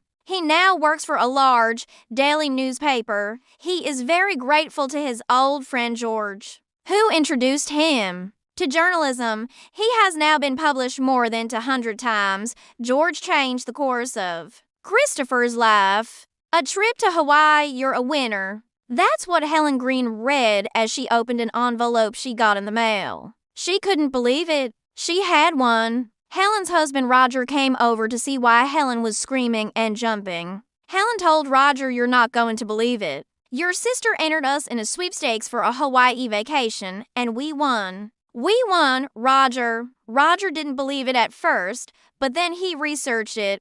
"Well, I guess we're going to Hawaii, honey," he told Helen. They both started jumping with joy. Helen and Roger arrived at Hawaii and couldn't believe how beautiful everything looked. They had been married for 20 years, but had never had a vacation. After they had checked into their hotel room, they decided to go to the beach. They met a surfer named William, although he liked to be called Will, who was offering free lessons. Seeing that Roger had always wanted to learn how to surf, they decided to go. Will explained to Roger how to paddle the surfboard, and he taught him how to stand up on it. After 2 hours of training in the sand, Will told Roger that they would go out to the water. Roger didn't like that. "Where are we going?" Roger nervously asked. "Over there," said Will. As he pointed to the ocean, he started getting nervous and started breathing heavy. Helen went over to Roger and calmed him down. "They're probably in their honeymoon," people said as they passed Roger and Helen. Roger laughed. He finally calmed down. He went out to the ocean with Will and tried to surf. Every time he tried to get on the surfboard, he ended up falling. When they got back to the land, Helen hugged Roger and kissed him. "You did great, honey." "I love you," Helen said. Roger knew she was lying, but he had never seen Helen smile so greatly. He let it go. "Losing my dog, it was Sunday, the last time I saw my dog. His name is Spot because his whole body is covered with spots. He is a good dog. He never bites and almost never barks. I got Spot when I was around 9 years old. All of my friends knew that Spot was like my best friend. So, when I told everyone that Spot had gotten lost, they all came out trying to help out. We looked for hours. My dad told me that maybe Spot got picked up by a dog catcher, if that was true. Then he would be at the dog pound, which is where they send all the dogs that get lost. My friend Mark told me that they put pictures of all the dogs they find in the street online, so I went online to try. I spent more than an hour checking the online pictures of the dogs and finally found my spot. I started jumping with joy. I went with my mom and dad to pick up Spot. When we got there, he started barking and running in circles all around his cage. I knew he was happy to see us. He had been lost for about 2 weeks. When we got him home, he ran around the backyard and ran directly into his little house my dad and I built for him. He started barking really loudly, which is weird for Spot. As soon as my sister heard Spot, she came running out to try and catch him. He ran around her and then let himself be captured. I think he just wanted to be petted. I knew he was happy to be back home and even happier when I brought out his food. I hope Spot never gets lost again. Superstore. For the past month, Mark King had been receiving flyers in the mail about a new superstore that was opening up in his neighborhood. The flyers confused him. He had never heard the term superstore before. Later on, he found out that a superstore is a large retail store that sells a variety of products, usually at discount prices. Sometimes superstores are also called big box stores. Many times they are chain stores owned by one company. The flyers all had different messages about the superstore opening. One set of flyers invited him and others to apply for jobs at the store. The jobs paid well and even offered some benefits. Mark thought this was a good thing since he knew many people were looking for work. Another set of flyers included coupons to be used on opening day. The store had many bargains for common items like paper towels, but also for big screen televisions. Mark thought this too was a good thing. It seemed like a good idea to be able to get a variety of things in one place instead of going from one store to another. It would save time and money. Superstores could sell groceries and clothes under one roof. Another set of flyers contradicted the positive messages about the superstore, though. Some local residents were organizing a protest of the superstore. The flyer said that the superstore was bad for the community because it threatened the business of smaller stores in the area. Mark thought about Mr. Hernandez, who owned a small grocery store down the block. That was where Mark bought staple food items like eggs and milk. He didn't want Mr. Hernandez's store to be closed, but he also wanted to save money. Getting a driving license is very important for a 16-year-old. Today was my 16th birthday, and my dad promised to take me to the Department of Motor Vehicles to do my driving test. I passed my written test already, so it was for a road test today. When we got to DMV, I began to get really nervous. I was driving my dad's car, and I didn't want to mess up and crash. My dad looked at me and told me that everything would be fine. I had stayed up all night thinking about how it would go and if I would pass the test. When the driver instructor came out, he told me to get in the car and turn on the lights. I did as I was told. He then told me to turn on the left turn signal and then the right turn signal. They both worked, so it was time to start driving. The instructor had dark sunglasses on and he didn't say much when we got in the car. The instructor gave me directions to go straight and make a right turn at the next stop sign, which was a couple of blocks away. I did as I was told and then kept going straight. Then the instructor told me to keep going straight until I reached a street called Marengo and then to turn left. As I drove, I kept looking for Marengo Street and thought I might pass it and the instructor would deduct points from my test. When I finally found Marengo Street, I turned to tell the instructor. That was when I realized that he was asleep. I couldn't believe it. This was an important event in my life, an event that I had been worried about for months. When we finished, he woke up and told me I had done a good job and that I would be getting my license in about a month. I laughed and thanked him. I went to tell my dad the good news. Woken up by fireworks, a loud boom woke her up. She looked at the clock next to her bed. It was midnight. What was that? She asked her husband, who hadn't been woken up by the sound, so Betty shook him. Another loud boom followed. Then there was a crackling sound. "Oh, that's just fireworks," Betty's husband said. It wasn't the 4th of July, the most common day to hear fireworks. It was just a normal Thursday night in the middle of June. Why would there be fireworks now? Betty asked. Betty and her husband just moved into a new house after their wedding. This was the neighborhood her husband grew up in. He said it was common for people to start setting off fireworks in the summer, even before the Independence Day holiday. The whole summer is a reason for fireworks here, Betty's husband told her. He said that even when it wasn't summer, people set off fireworks for whatever they were celebrating. Maybe someone is having a graduation party or a birthday, Betty's husband told her. He said that sometimes people set off fireworks even when a local sports team won a game. Betty wondered how that was legal. She thought fireworks were illegal to buy and use.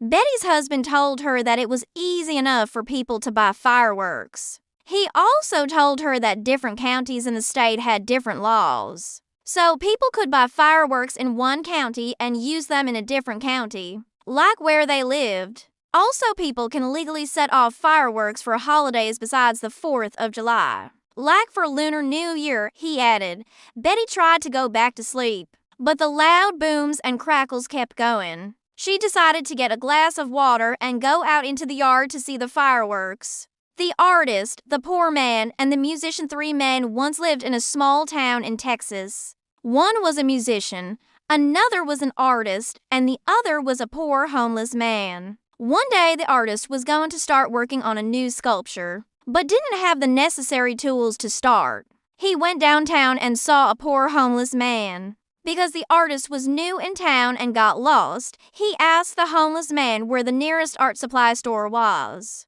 The homeless man told him that it was the red and white building around the corner. The artist looked at him and said thank you. He gave the homeless man a $10 bill with the words "Pass it forward" written on the bill. The homeless man took the money and said, "God bless you." A few hours had passed, and the homeless man started getting hungry. He walked around in town and saw a young musician playing outside a cafe. The homeless man sat down and started listening to the music played by the musician. A waiter from the cafe came out and told the homeless man that he had to leave because he wasn't buying anything and other people wanted to sit down and enjoy the music. The musician saw this and told the waiter to leave him alone, and that he would like to buy the homeless man something to eat.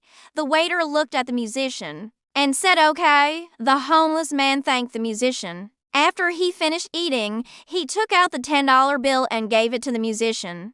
The homeless man left after the musician had finished playing at the cafe. He decided to go to a local art festival with his girlfriend. As they were walking around and looking at all the different paintings and sculptures, the musician's girlfriend saw a sculpture she liked. It was a young man helping out an older man who had fallen down. She wanted to buy it, but didn't have enough money. The musician told her not to worry. He pulled out $10 and gave it to the artist. As the musician and his girlfriend walked away, the artist looked at the $10 bill and smiled. "Well, look at that. You found your way back home," said the artist. Looking for a job, Donald Turner wanted to get a job. He had graduated from his university with a bachelor's degree in business administration. Since his graduation, he had applied for 20 jobs. Yet no one had called him back. Donald decided to be an accountant 2 years ago because he figured that it would be an easier way to earn money. Although Donald had studied to become an accountant, his real passion was painting. Donald took some art classes at his university. His teacher told him that he had the talent, but needed to commit more to his painting. Even though Donald was interested, he decided to play it safe and focus his study on becoming an accountant. He passed his art classes as well as his business classes, all with A's. He was proud of his grades. However, 2 years had passed. Donald still could not find a job. He began getting frustrated. In order to calm himself down, Donald began painting. He would go to apply for jobs in the morning and then come back home and paint. When Donald began feeling really stressed out, he would go out to the park and paint there. One day, when Donald was painting at the park, a man began watching him paint. Donald didn't see the man the whole time he was there. When Donald finished the painting, the man went to talk to him. "You have some real talent," the man said. Donald chuckled and said thanks. The man wanted to know if Donald was selling the painting. Donald was surprised. He didn't think anyone would want to buy his paintings. Donald said yes, and the man offered him $1. $500 for the painting. Donald almost dropped the painting because he couldn't believe it. After Donald sold the painting, he bought art supplies with the money he received. He decided to forget about being an accountant. He had never felt so happy. The evils of technology. Maria Gonzalez didn't like how technology was slowly taking over everyone's life. She always took the bus to school. Whenever she got on the bus, she would notice that more than half of the people were staring down at their phones. Fewer people were having actual conversations with each other. She felt bad. She thought that this was the reason why people had trouble relating to people in the real world. Everyone was living online now. Maria had trouble making new friends because she hated being on social media websites like Facebook, Twitter, and Instagram. She rarely met new people. She tried going up to people on the bus and starting a conversation, but they always looked at her weirdly. She felt like she was an outsider, and the only one that was not caught in the internet's web of lies. One day, while Maria was walking in the park, she saw a girl walking through the park. The girl wore a long, colorful dress and was always smiling. Maria wanted to talk to this girl. She walked up to the girl and said hello. At first, the girl was startled because she didn't see Maria coming, but then she smiled and said, "Hello, do we know each other?" Maria shook her head and said no. Maria asked her if she wanted to hang out and talk. The girl said sure. Maria and the girl talked for hours. They talked about everything: music, boys, family, food, and their shared distrust of technology. Maria had done something she hadn't done since she was a young girl. She made a new friend in the real world. Family reunion. Paul Martin didn't like going to his family reunion. He didn't know most of them, and he didn't even like the people he did know.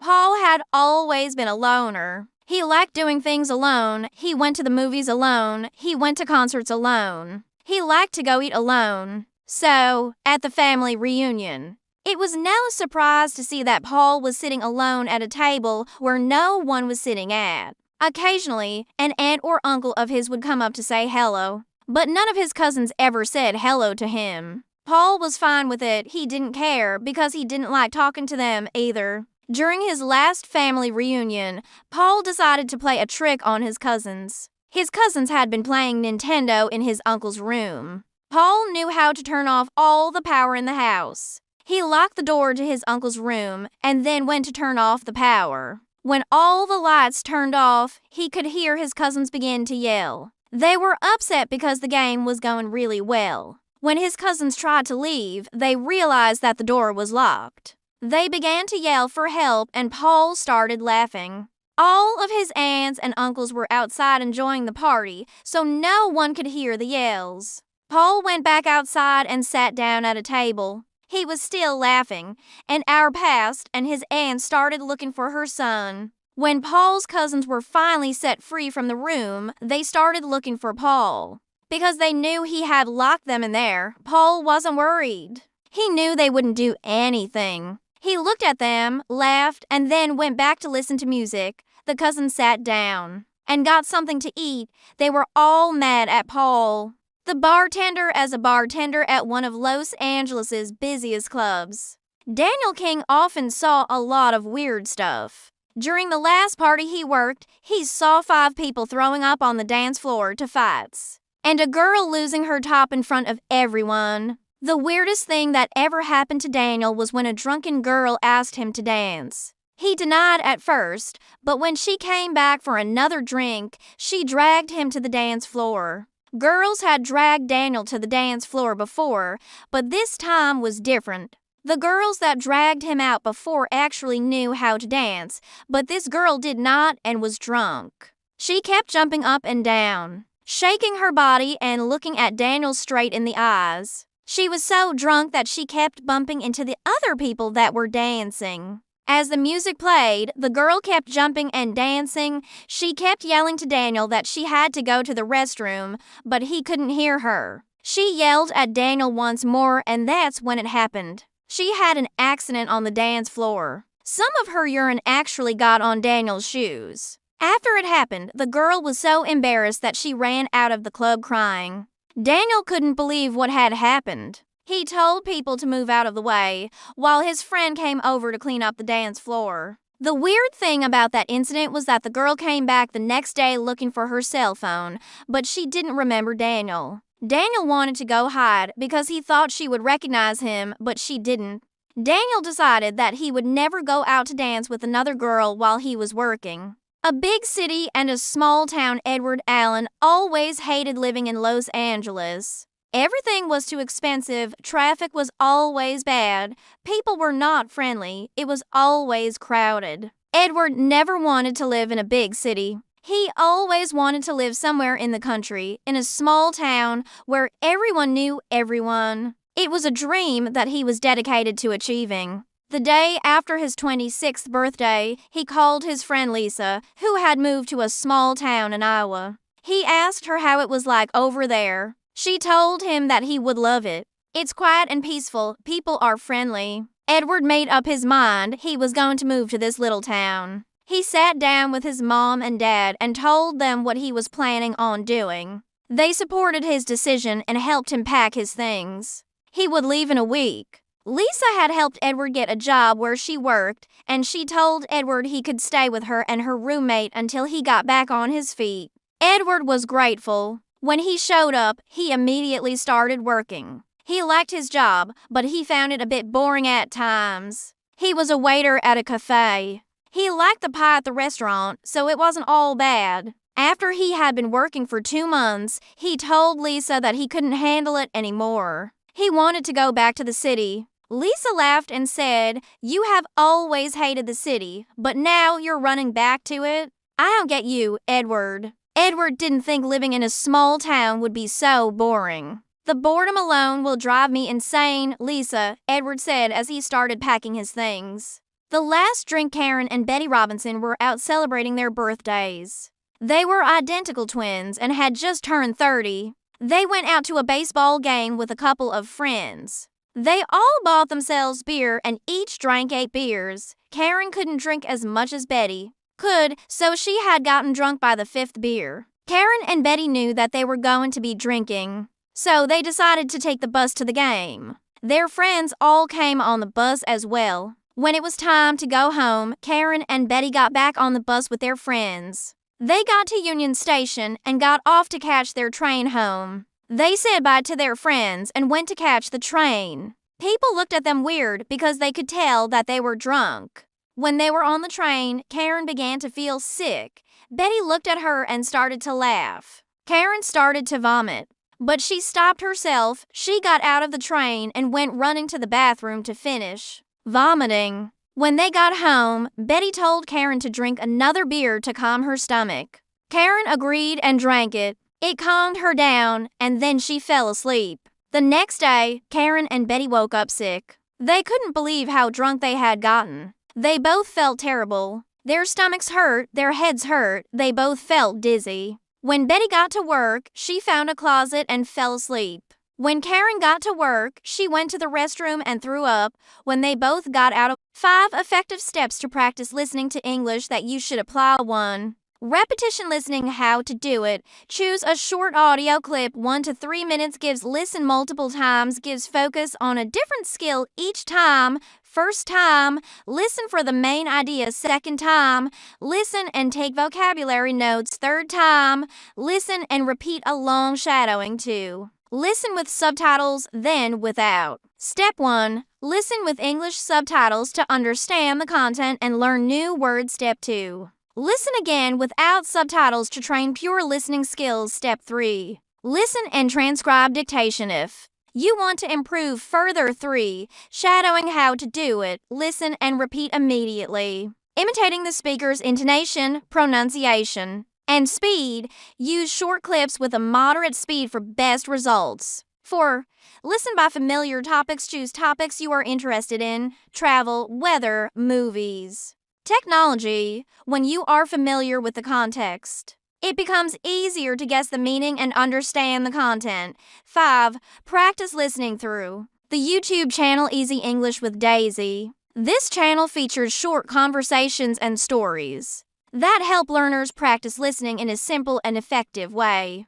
A social media fast nowadays, many people are social media fanatics. They are always looking at their mobile phones or tablets and updating their Twitter or Facebook accounts. They are taking pictures of what they eat or taking pictures of themselves, which is called selfies. When people are not oversharing, they are constantly reading or looking at what friends and family members are posting. Social media is becoming addicting. Research shows that most people spend on average almost 4 hours a day on social networking sites. That's almost 30 hours a week. While some people need and use social media for work or to stay in touch with friends, other people find that using social media so much causes anxiety and stress. People also tend to use social media as a way to procrastinate.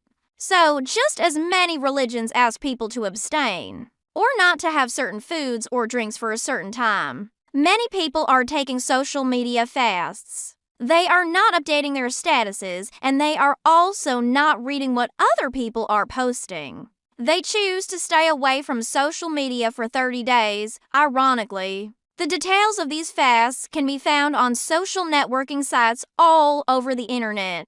The reasons people undertake a fast are varied. Some people want to reconnect with their families or friends. By disconnecting from their cell phones, some people want to be more productive at work. What did some fasters do instead of logging on? Some decided to connect with friends by actually sitting down and having face-to-face conversations. If friends or loved ones were far away, they would call them on the telephone instead. Some even wrote handwritten postcards or letters. The results were mixed. Some people felt that not using social media made them more anxious.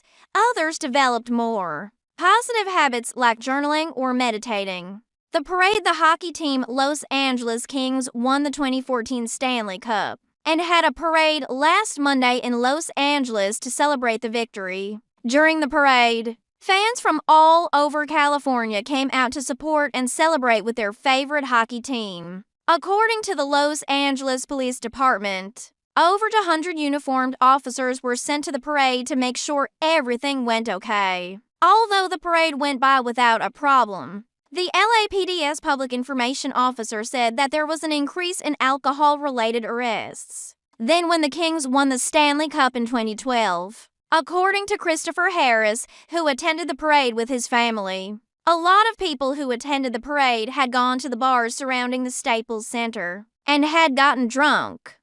Before attending the parade, I saw one person throw up on the street in front of a policeman. They put him in the back of the police car, Harris said. The cheers from the crowd started getting louder and louder as the players from the Kings started passing by. Robert Lopez, who attended the parade even though he was rooting for the New York Rangers, said that the Kings fans started getting really annoying. He was pretty sure it was because of the alcohol. Everyone seemed pretty drunk. Lopez said that he was glad that he didn't bring his New York Rangers jersey, as he originally planned on, because he said people would have definitely thrown stuff at him. A public relations worker for Los Angeles Kings issued a statement for the hockey organization saying that they do not condone people to drink before going to attend the parade. He went on to say that they took the precaution of having the parade start earlier than it did in 2012 so that people didn't have a chance to go get a drink. It seems as if it still failed. The Queen Mary Susan grew up in Lincoln, Nebraska, the heartland of the USA. She remembers playing in the cornfields as a child and seeing miles and miles of land stretching out as far as she could see. One day, her aunt took her to see the 1997 movie Titanic starring Leonardo DiCaprio and Kate Winslet. She marveled at the sight of the vast ocean. It was something she had never seen before. She remembers turning to her aunt to say, "I'm going on a ship like that one day, Auntie." True to her words, Susan left Nebraska and moved to Los Angeles, California. She wanted to live near the ocean and was delighted to discover the Queen Mary was permanently docked in Long Beach. The grand ship, which has the same size of the Titanic, is now a museum and tourist attraction. She didn't hesitate to book a tour of the ship. "This is wonderful," she thought to herself. Upon arriving on board, Susan was not disappointed. It was everything she hoped it would be. The ship was restored to its original state, which was very luxurious. The tour she took highlighted the ship's history and importance over the years. She ate at one of the 3 restaurants and stayed the night in the ship's hotel. The Queen Mary was built in the 1930s in Great Britain and enjoyed many years sailing across the Atlantic Ocean. It was host to many dignitaries such as Winston Churchill, the Duke and Duchess of Windsor, and many Hollywood celebrities. During World War II, the ship was assigned as a troop transport where it was used to transport up to 18,000 Allied soldiers per trip. After the war, it was restored to its original state and began its transatlantic travels in 1967. The city of Long Beach purchased the aging ocean liner, and it has been a popular attraction for the city ever since. It is living history, said Susan, after her visit. A garage band, many young American boys and girls dream of becoming a rock star at one time or another in their lives. American culture is largely defined by the music young people enjoy. During the 1960s, music in the United States was greatly influenced by the social issues of the day. Many call the decade a revolutionary period in the country's history, and music was a big part of that revolution. When David was young, he was in love with the Beatles.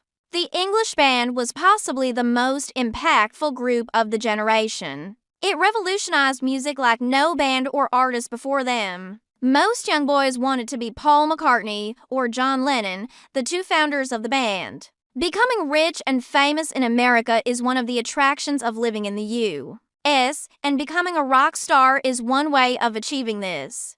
David knew this, so he got together with 3 of his friends and convinced them to form a band together. Many American rock and roll bands began their journey in someone's garage. One notable group to start this way was Van Halen. David and his friends were convinced they could become the next Beatles with a little luck and a lot of practice. The band practiced regularly over the years and soon became good enough to perform before some young audience. But they never hit the big time, unfortunately. The road to success in the music industry is not an easy one to travel, but that does not deter some American dreamers. David's philosophy was you never know what the future holds, and is engaged in the music industry to this day. A couple of his original band members are also in the industry enjoying marginal success and are still pursuing their dream.